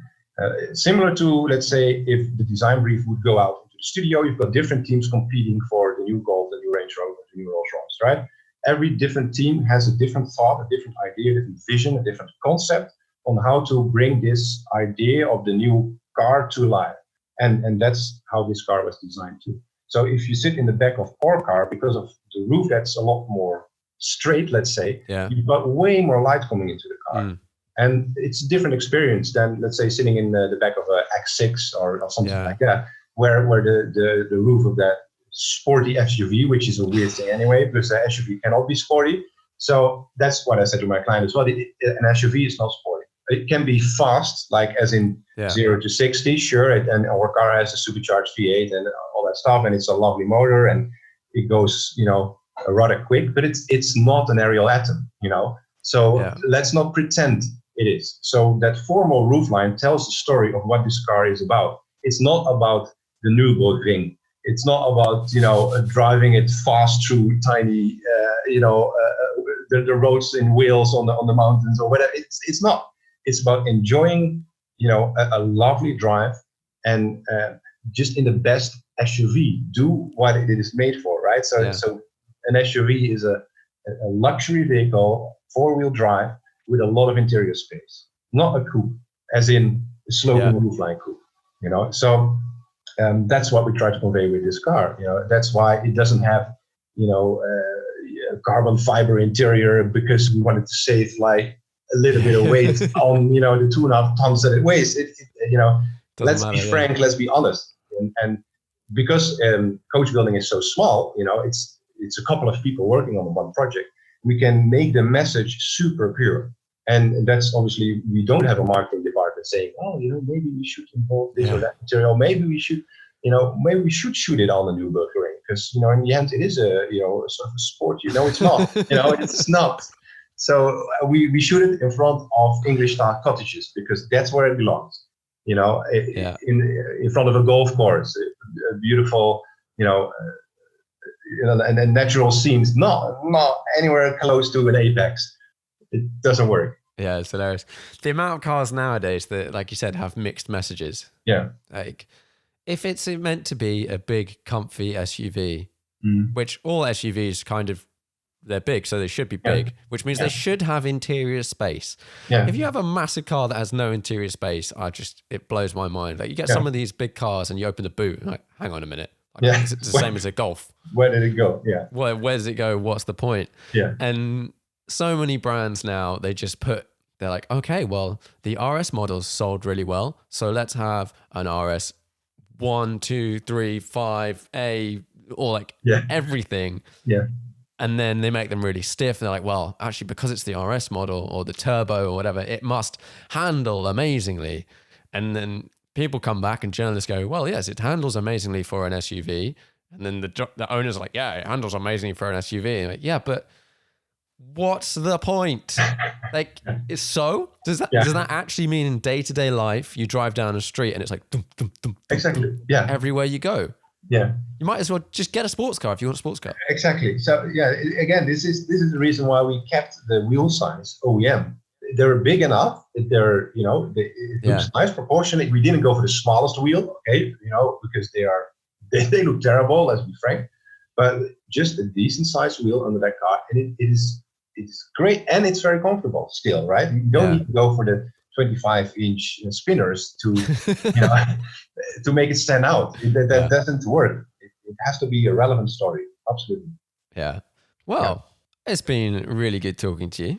Likewise, it's very enjoyable. I think we should do a photo shoot together one day. I think we should. Everybody is now like, so what's going now? What's the next project? And, I think it sounds fun. So I normally round these up with 5 questions. Ah, okay. Are you ready? Yeah. Okay. Number 1, 5-car garage, unlimited value. Oh, wow. 5-car garage, unlimited value.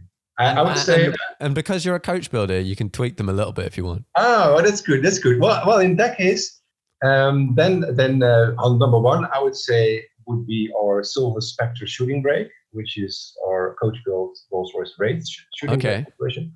That's a car I'm honestly, you can't see it yet. I won't be able to share anything yet, but that likely will be launched depending a bit on the whole situation around now worldwide towards the end of this year. And I'm honestly, it's not only Dutch to say this, but I'm quite proud of what we did together. It's a very special car that we put an enormous amount of time in, and I think just the design of the booth probably we spent more time on than the design of some complete cars. Just to give you a bit of an idea, it's something truly special. And I lived in London for 10 years. I love the UK. I love England, and I'm been in love, I would say, with your brands as well. I like your tailor-made suits. So I think that would be a great daily driver. It has a little bit of boot space. It wasn't the main priority, perhaps, for that car, but it's the rate is a lovely car. I think it suits me. It's beautiful in its proportions, and I think what we did with it, again, I shouldn't compliment my own achievements too much, but I think it just looks really, really stunning. I'm very, very pleased with what we've done with the team there. Well, I'm looking forward to seeing that one. That's number one. Yeah, that's number one. Maybe something a bit more practical would be a Range Rover. Let's just stay with your brands then. And obviously, I would do something with the interior there and the exterior. So develop tailor-made paints. I think a nice duotone would be nice. We discussed the DB9, right? I think that still is in the right color, not black on black. Like maybe Aston Martin did really good silvers on that car. They did. A selection of different silvers, and I would say maybe the interior would be like not sure what they call it, sort of the burgundy dark red they did. I think it looks just splendid in that setup.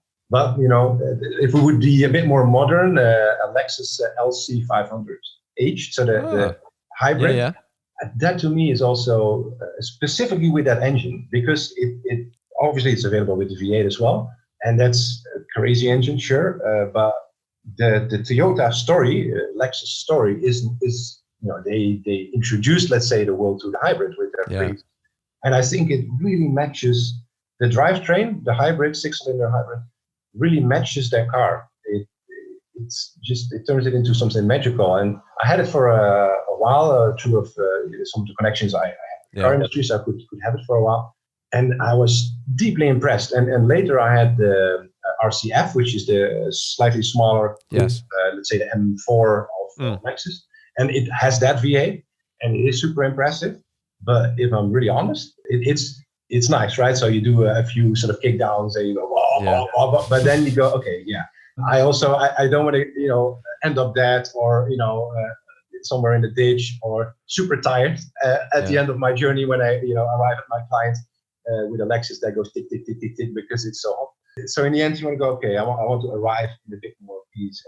And then that Lexus I always had it in a hybrid mode, because you can also do like all sorts of sports settings and whatever. But it's such a fantastic car. So it's maybe going to be a few more cars than 5. I hope that's okay. I've driven both those cars, the LC500 hybrid and the V8. I drove them sort of back to back, and like you said, there's definitely something about that hybrid powertrain that it just it works. Yeah, and it does suit that car, and I think the V8 is quite hilarious. Like, it's kind of fun, but it doesn't that car to me doesn't necessarily say it has to have a V8.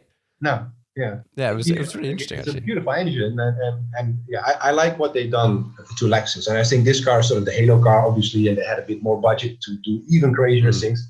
But I think it's super Japanese, and again, this honest narrative, being proud of where you're from, rather than copying an S-Class or a 7 Series like what they did for many years, sort of get cues from other manufacturers. Why not be honest and say, we're Japanese, we're the best engineers of the world, let's make a car that looks utterly Japanese. Yeah. Because we're proud of what we're doing, and they have all the right to be proud of what they're doing. So that car, it cannot be anything else than Japanese. It's like manga on the wheels, I love it. I think they did a fantastic job there. So as you can probably hear, my choices are rather design driven, which is probably not as. So have you got one left? Is that right? Really, only one? Are you that strict? Only 5 cars. I mean, oh my God, there's so many excellent pieces of design a Citroen DS perhaps, or E-Type Series 1, classic. a W124 Mercedes. It doesn't have to be all super exotic. Audi A2. I think again the story is very similar. Each car I just mentioned is a pure design story. The DS, we want to make the most comfortable car in the world, not the sportiest or a car that also handles very well. No, the most comfortable, like the original DS I'm talking about, right? Yeah. So long wheelbase was a must. And the entire car is designed around one concept, the most comfortable executive saloon in the world. Not the sportiest also, or not also but it's just a very pure story. And the A2 is the same. It is a super pure Audi. It's truly the embodiment of Volkswagen technique in a car, right? It's like the TT of the first generation. Also super pure, and it made Audi, let's say, premium overnight. They tried with all sorts of cars, but when they made a proper design statement, it worked. And now they're up there with the rest of the Germans. But they weren't really before the TT. They were like, the not really that premium kind of choice. So I think we have to I think make the garage a bit bigger, perhaps, if that's okay. I'm not sure if we can convince the city council, but it's going to be a 10-car garage, perhaps. Okay, next question. Yeah. You can only drive one car for the rest of your life, and you're allowed like a £500 banger on the side that you can put luggage in and whatever. Okay. Well, I guess the £500 banger should then be a Volvo Estate, because I think they, like a 850 or a 940 or something, turbo wagon. But then probably the Porsche Panamera Sporturismo. I think that would tick quite a few boxes. It's not an SUV, which I'm, apart from the real SUVs like a Range Rover, I'm not too much a fan of. It's probably practical enough. It has some rear doors, so it can take some people and a bit of boot space. Yeah, and it's a Porsche, so it's going to drive like a dream. So the change from the normal to the Sport Turismo, I remember. I think it released like a Paris motor show ages ago. They did a concept. Yeah. And everyone I know that saw it was just like, okay, just replace the normal one right now. Yeah. This is what you should have done from the beginning. Yeah. This looks way better. But the original Panamera is an interesting story. It's what you get if you force the designer's hand at the last moment. So I'm not sure if you're aware of this, but it was sort of one of the executives that said, but I cannot sit in the back. So make the Hof higher, and that's what they did. And it looked like, just terrible. It didn't add up anymore. It was this last minute force of, we have to make this rear seat occupant have, so many centimeters of headspace. And that's what you got. And now, obviously, they got the briefing a little bit earlier, and they did it properly. And you can see the proportions of the car, because that's really what was wrong with that first Panamera. It had terrible proportions. And that's what they nailed now. It's again sort of the basic story of proportions, surfacing, and jewelry. And if you don't get the basis right, then an ugly human being with pretty eyes is still an ugly human being. That's basically what the first Panamera was. Yeah. Next question. Yeah. Do you have a most memorable driving trip or journey? That's an interesting one. Let me say something else actually rather than a long trip. I'm going to tell you about the first time I drove. That's actually for both the Tesla and Adventum Coupe to the photo shoot.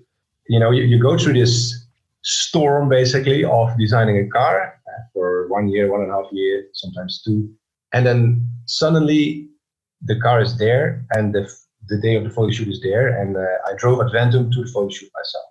And I don't have any music on then, it's just me and the car, and it was a relatively short drive in the Netherlands only, and not that spectacular, just on the highway. But it was the first time I was alone with that car, and I was driving, and that is just, it goes so deep in the brain. This is this imprint. That's such a special feeling. Yeah, this is everything coming together in this one moment, and you're driving your own creation. That's truly special. So it wasn't necessarily the trip, like I said, it was a simple highway drive.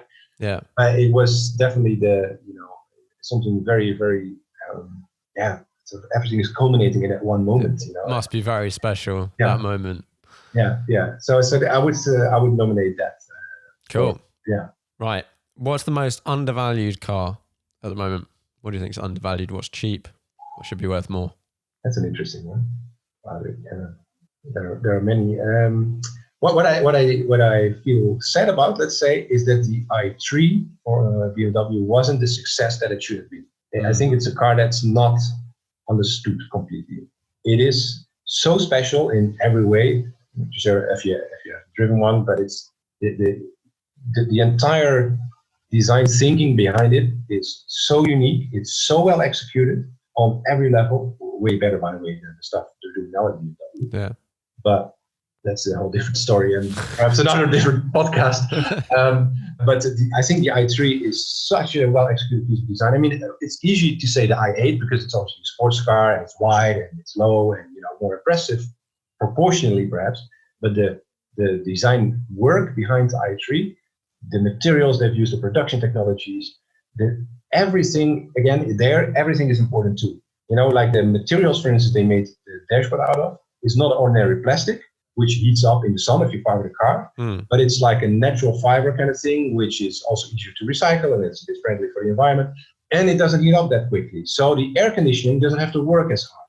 Nice. So the battery is, and that kind of thinking where everything is connected and where everything is relevant, and it's just, it's a beautiful symphony, right? Everything comes together, and if one violin, messes up, then the entire orchestra is influenced by that one violin. And I think that the i3 is one of those cars which I wish I would have sold millions of them, because that's what that type of thinking and the daring projects, that type of daring projects, they need to be successful in the car industry. Otherwise you get all the same boring stuff that everybody is doing because we can't take any risks. And it's the multiplas, it's the i3s, it's the radical thinking that people push through and they put their careers on the line for, and that's the type of project that I wish would be more successful.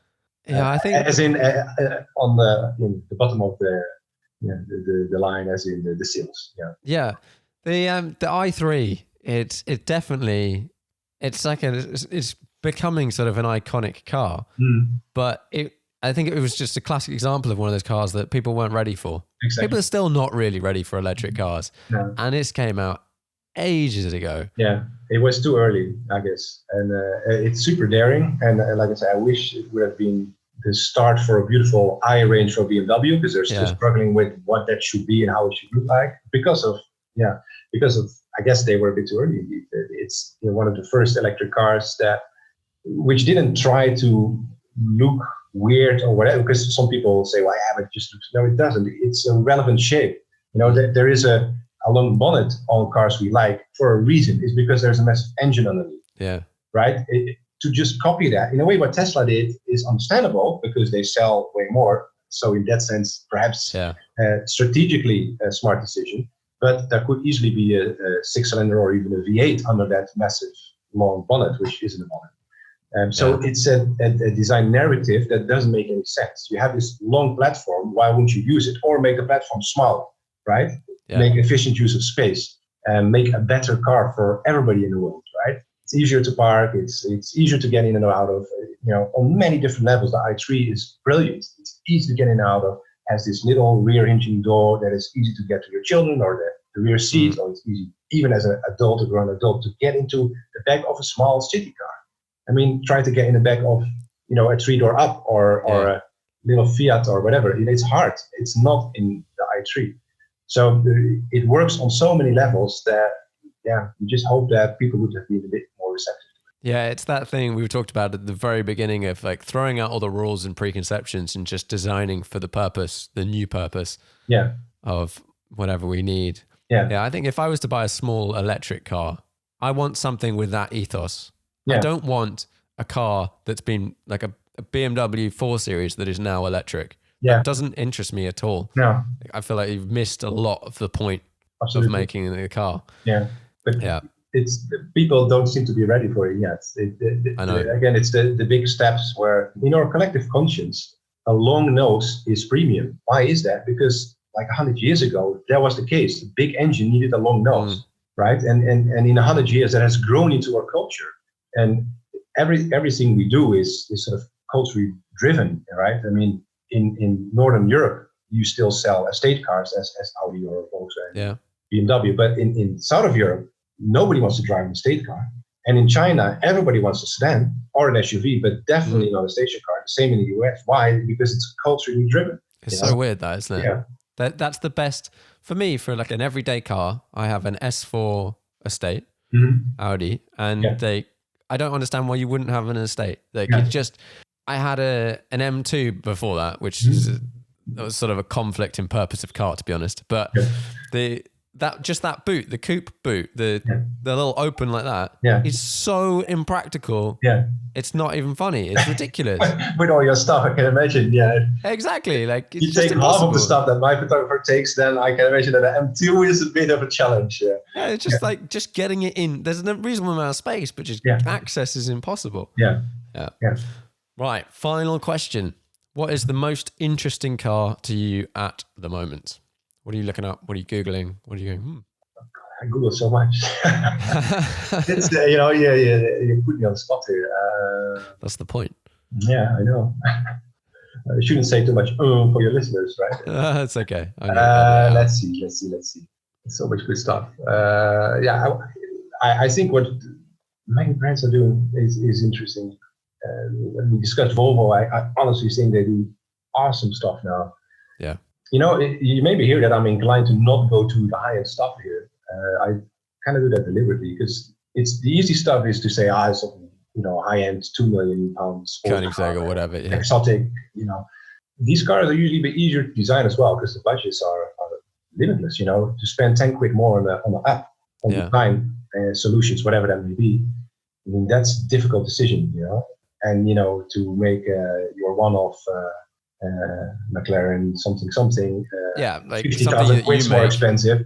You can make other decisions. Yeah, but on the subject of McLaren, I think the 720S is fantastic too. I do some masterclasses on design as well on my own YouTube channel, and I deliberately discussed the 720 because it's such an excellent, well executed piece of car design. It's it's hard to shoot any holes into it. It's so perfect on so many levels, so consistent. Where the entire sculpture just works, shut lines, everything is one integral part of the design. I can really enjoy that if you can just see it, it's finished. They put enough time in this to finish it, to not rush it to production for a month extra revenue perhaps on the car. That's a bit like, no, just finish it. It is a really, like you said, it is an amazing bit of car design. Like when you look at it from a details, not like necessarily just a macro look, but like you look at all of the things they do and why they do it. Like the seating position has to be really good. You've got to be able to access this. You need vision. McLarens have you can just see everywhere in a McLaren versus like so many other sports cars, like how they've packaged the spacing and everything. It is amazing. It's unfortunate they seem to have had a lot of issues with production and value, but like just things break, and that's not ideal. No, it's not good. No. But yes, as is a bit of design, if I was to buy a modern supercar right now, a current sort of car, if I was going for something that was just like crazy fast and paddly, like that sort of thing, it would have to be a 720S or 720S Spider or something, because it's just so far ahead of like the 488 for me. Oh yeah. I think what I've done in Maranello is almost without any exception is just it's a bit messy, Again, with all due respect for all the designers and all the work that goes into these projects, but it's just the elegance is nowhere to be found in perhaps the. What's that new car they've come out with? I've had a complete mind blank. The Roma. The Roma. That's a lot better. Yeah. Just like the SP1 and 2, these are properly cleaned Ferraris, and it's harder to make a clean car in that sense. If you make something crazy wild with features everywhere, and then people look at the features, they usually don't look at the proportions initially. They love to see weird elements in the grille and all the carbon fiber details on the mirror and all that kind of stuff. It's harder to design a clean piece of design. So I think that is fairly well executed indeed. Yeah, It's funny when you compare, let's say that car, the SP1, SP2, to the other of the same. I mean, they're all kind of pointless. Like those cars, they're all kind of pointless. But I haven't actually seen the Aston or the McLaren in person yet. But when I saw the SP, I think it was an SP1 that I saw. It was the first time in a long time I'd looked at a new car and just gone, wow. Yeah, exactly. This as like a bit of car design history. The interior, it's not quite right. But from an external point, just looking at it and take some pictures and stuff, like, wow, this is amazing. And when I look at this is probably a photography thing as well, because the bloody McLaren and the Aston have just had really rubbishy. Right? Like it's studio shoots. Like, wonder why, like, is anybody driving their car in this photo studio normally? Are they, or are they driving them somewhere else? They are expecting to take orders off the back of these photos. Yeah. They are expecting people to hand over whatever it is, 800 grand, 900 grand, £1 million, £2 million off the back of basically some photos and some specs. Yeah. And a brand. Sure. And they've done so much very well that people do this. But actually, I always think you don't respect your own work if you put it out in the world like that. That's why all the, when we do videos or, a photo shoot on our Coachbuilder car, there's an enormous amount of planning and work that goes into it before we do the shoot, because it has to be as good as the car. And if it doesn't say that same story, if you just throw it in a space without corners, a studio, and then say, okay, here it is. Yeah. What, how should I use this thing, or how big is it, and why does it make it special that, it's smaller or bigger than other cars, and why is it like that? In the studio, you don't understand half of it. And even, you can fake everything with regards to reflections, or, you put a light box here or there, or you take them away, or, some black cloth here or there, and you can make even the most terrible surfacing look good. But if you look at a car that is standing outside and you see a tree or a building reflected in the body, that's it. That's what it is. And it comes back to that expression, you don't get, a second chance to make a first impression. Yeah. And what was one that came out recently? Not that recently. Rolls-Royce Cullinan. When that got launched, there was the car in itself is interesting to look at, to be honest, but the photos didn't help at all in the slightest. If you'd put it on a street outside a hotel and like in the right cool environment, blah, blah, blah, blah. Yeah. But all we got were this like bright, I think it was a bright red. Yeah. Kind of engorged London taxi. Yeah. And then everyone seems to get a load of flack because people were sharing these photos. It's like, this is not, someone sharing your photos around is what you want. Yeah. But it's the negative comments that are going with the car that you don't want. So solve that to start with. Like, God. Yeah. Just do it properly. Like either. Yeah. If I buy a new car or change a new car and I'm going to send a picture to a friend, okay, I might take a picture with an iPhone, but probably what I'll do is I'll wait. Yeah. Do a little photo shoot, put some effort into it, and just be like, okay, no, it looks cool. And then I'll send a picture. I think it really shows respect, or the total lack of it, if you don't do it properly.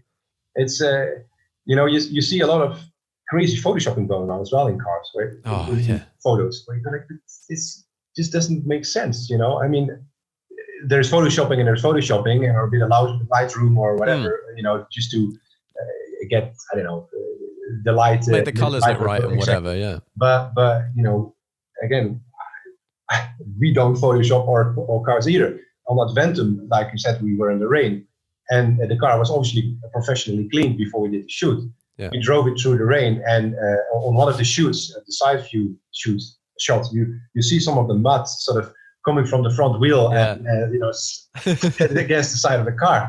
And the photographer asked me, like, Niels, shall I take it away? Or, I was like, well, let's just leave it there. It is what it is. And if you drive a car through weather like that, it's gonna get dirty. It's fine. This is the real world. And yes, we will have a bit of mud on one of the press images. I can live with that because it's a real car. It's the real honest story. Why would we Photoshop a bit of mud away that would be on that car? Because it is on that car in real life. So, and It's that thing that humans can spot these things. They can spot. They don't know what they're spotting. Yeah. But they're like, there's a car driving around a racetrack, but it's not actually moving. Yeah. What's going on? Like, and then it just unravels the whole story you've built up and the image and the perception of that vehicle. If you don't have that level. Yeah. It's better to have a photo that is in a way that is out of focus, but that is real, than where you would ask somebody to now make the wheels move in Photoshop, please. Yeah. Or make them a little bit bigger. Make the car a bit lower. You see this occasionally where the press shots of a car, the car is lower than the production. You see it on some Italian brands where the cars are really quite low. And then you get to the car in the street and you can put like a fist or two fists in the wheel arches. Like, hang on a minute, guys. Like, what happened there? Yeah. Why are there 40 kilos of rocks in the front of the car when you're shooting it? Yeah. And if that's what you think it should look like, then make it look like just make it like that. Exactly. Yeah. Absolutely. Yeah. No, it's I don't get that either. It seems some brands do it well, and it always seems that if things go well, that the chief designer, or at least the design studio, is involved in pushing that story through. Renault is a good example of that. They did this concept, Renault, with their what is it called, the circle of life or something, or the flower of life, or something like that. Okay. With these pedals, with like a red for the Zee, the first concept car for passion, and so they had all these different colors. They pushed these colors through to production. That's one, right? So apart from the concept, the colors got pushed through production. But then the ads had the same, the same wording, the same phrasing, the same colors in print, on billboards. It was just one consistent flow. It's the same message. And it sounds rather simple, but in such a big organization, that's really, really hard to, to pull off. Keep it. Yeah. So sometimes things turn out okay, even in organizations. In the end, it's pretty simple. It's about honesty. Just keep the honest story and leave all the nonsense behind. There's honesty. Yeah. So many brands are just like not honest. Like doing this process, talking to people. And one of the things I really enjoy is when I feel like I'm talking to the person, like funnily enough, because, and if they're interacting and you're getting real answers and real questions, and I feel like I can ask any question and I'll get an answer, or at least just like a real world situation. I think a lot of brands, they sort of live in this bubble where they're like, well, we create all this stuff and we do these things, and the customers are down here and they will just buy our stuff. And there's not really much interaction between the two, and they don't really necessarily face up to some of the problems or the design issues or manufacturing issues or anything. And if someone asks them a question about it, they just they're like, don't talk about it. Don't tell me about it. This is not an issue. And then you fast forward like 5 years, 10 years, and they're like, but we don't sell any cars. And everyone says they're great. Like, well, maybe people haven't been saying they're great. Yeah. But for whatever reason, there's some reasons why people don't buy your cars. Yeah. And you should listen to them, and you should be okay with talking about that. Yeah. Because if you aren't, you've spent your 1.5 billion. Yeah. And people are not buying your cars. Yeah. Like, who's lost out? Yeah, exactly. Yeah. Yeah. The real story is sometimes hard to, I don't know, to I guess they don't like to hear it, or it's. In all honesty, it's one of the reasons why I'm not overly keen on getting back into the car industry as such, into the regular car design studios, because there's so much, excuse my French, but bullshit going on. It's just, there are, like I said earlier, there are quite a few frustrated car designers because they have to do something they know they shouldn't do, but somebody forces them to do it. And then you have to sell this story in media, like, no, but this is, blah, blah, blah. No, it's not, it's not the other story. It's, but fortunately that I don't have to do that. Like I said, I don't have a marketing person behind me now, like saying, Niels, don't say this, I think it's something that I find it really difficult. And even though, like, I don't work for any brands, no brands pay me any money. So, but if someone lends me a car, if a manufacturer lends me a car, I do find it really difficult to turn around to them and be brutally honest. If I sat down and had like a long conversation with them, and I felt like I was talking to a person rather than a brand, I would be really honest, like but it is very difficult. And to have those conversations with people is difficult, especially if there's all this sort of like pressure behind the lines and then you just. But that's, coming back to what I'm doing, Coach, but that's why I want to visit my clients at their home. Yeah. It's not in a hotel or not in a restaurant or whatever, not in my place, because they are best and most honest when they're relaxed. Yeah. And that's such a key element of the design process. And what we did with the Future London Taxi years ago was also trying to speak to taxi drivers, not in our design studio. We went out. We actually were granted access to these little shelters, the green shelters, next to the main roads in London, where we spoke to taxi drivers on their breaks. And we had them do the talk. Yeah. Like, tell us what you love about your taxi. Tell us what you hate about it. Be honest, And you learn insights that in whatever fancy design studio with whatever fancy tools or massive budgets, you would have never, ever found out. So, your customers, your end users have the end solution, basically. If you listen to them, the only thing you have to do as a designer is translate that into the product. It's as simple as that.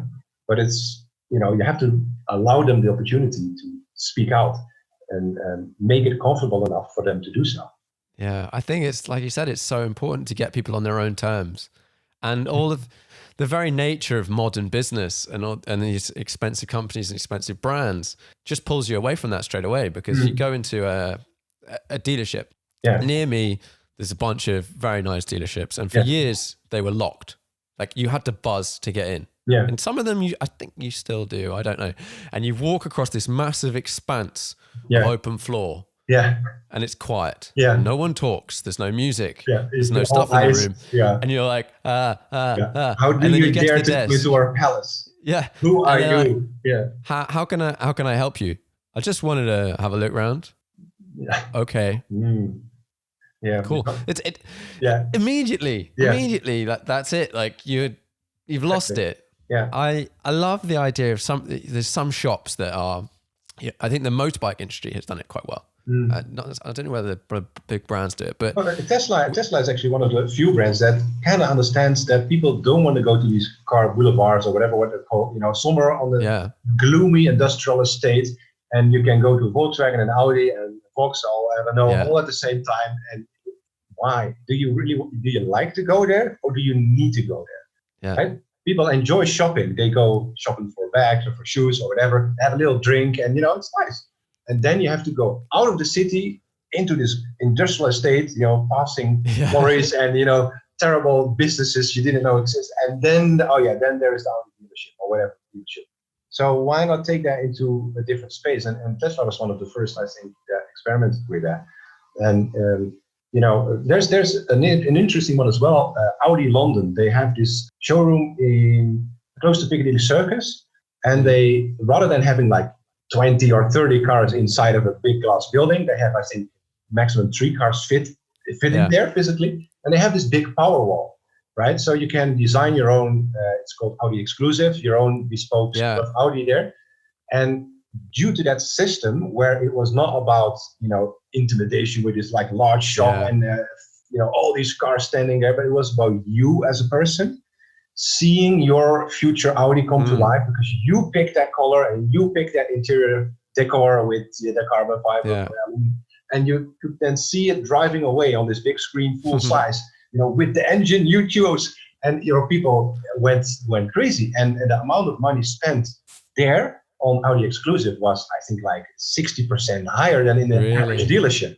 So, it tells you a story, right? Like, these dealerships are apparently not necessarily the best way of letting somebody part with 20, 30, 100K. Because they don't feel well there, Yeah, that thing I was saying about the motorbike shops, like occasionally you get motorbike shops that sell motorbikes, but they also sell clothes. And they're also a coffee shop. And there's a few dealerships around that you have this sort of atmosphere that they just feel like they're a cool place. Yeah. And they've got music playing and they might have some neon lights or whatever. Like, they've just got some atmosphere. And I know it must be very difficult if you are a big brand to just add atmosphere and coolness to your showroom, because that's not your, if you're Audi or like, we're clinical and German and whatever. So it's very difficult. But like you said, it doesn't invite people to buy cars. It doesn't invite people to go in. I don't feel comfortable going almost to disagree. showrooms. I would say I disagree with what you're saying. And I think there's always a possibility for any brand to make relevant choices. So sure, Audi is this Germanic brand, and it's, the technical approach is super important. So, they shouldn't build a showroom in like a cottage. No, sure. But they should build a place where people feel happy, and because Audis are cars people want to have. So if you design your shop, let's not call it a showroom, where your shop, as if you would design your Audi interior, where clearly people feel happy because they want to buy an Audi. Yeah. This is true. There is there's a story, and make it nicer, make it a bit more cozy, like you can make your Audi interior nice, because people feel happy in an Audi interior. So why not make this showroom in a way look more like your car, not in the literal sense, but in the conceptual sense, right? People 100%. That I guess that makes sense. Like, approach your showroom how you would design a car. Yeah. Like, for your customers. Exactly. To make it the best. Yeah. Because they know what they're doing with that regards. It's the most beautiful fits, the most beautiful materials. Everybody's always comparing their cars with an Audi, right? Yeah. Is it as well put together as an Audi? And why don't you make your showroom, your shop, your experience center, whatever you want to call it, as nicely put together as an Audi interior? And it's going to change the way people experience coming to the brand. I know in the Netherlands there is an Audi dealer who actually it's a Volkswagen Audi dealer, so they have two sort of buildings on the same lot, and in between there's I think they call it their Alp or something like that. There's a separate building where people can come together. There's a bit of music, there's some food, there's a kitchen there, so there's a chef preparing nice meals, decent coffees, all that kind of stuff. And it's quite successful, and this is something they did on their own. This is not obviously signed off by Audi, but it's not like an Audi concept, so to speak. And so you see dealerships that are trying to think a little bit outside of the box there, and understand that this is important. And it's about making people feel happy in the end, so they'll part with a bigger chunk of money. It's simple as that. And good design does that. Yeah, 100%. Making your customers feel comfortable. I know, talking to people that sell multi-million-pound cars and stuff, they focus on just their customers having a great time, whatever the hell it is, because they only need a few, and they make sure that they're having a great time. Yeah. Whatever it is, they make sure they're having a great time. And invariably, when it comes to that time when they want to buy a car, they'll probably buy it through you. That's how it works. Yeah, absolutely. If you could turn your dealership into somewhere that people want to hang out, spend a bit of time at, exactly. When it comes round to buying a car, they've got a bit more brand affinity. Yeah. And they're going to come to you. They'll definitely come to you. Absolutely. Yeah. It's just like normal life. You want to spend time with the people you like. It's not all rocket science. It's such large amounts of money. Such large amounts of money involved for all of these things. Yeah. Sometimes they overcomplicate things, and they miss the point. What is the reason you're doing this? Why are you selling cars? And are you selling cars to a specific group of people? Make these people feel at home. Yeah. It's simple, but sure. it's not simple to execute. That's clear. No, I'm sure. You talk to people. So many are unhappy about the experience at their dealership.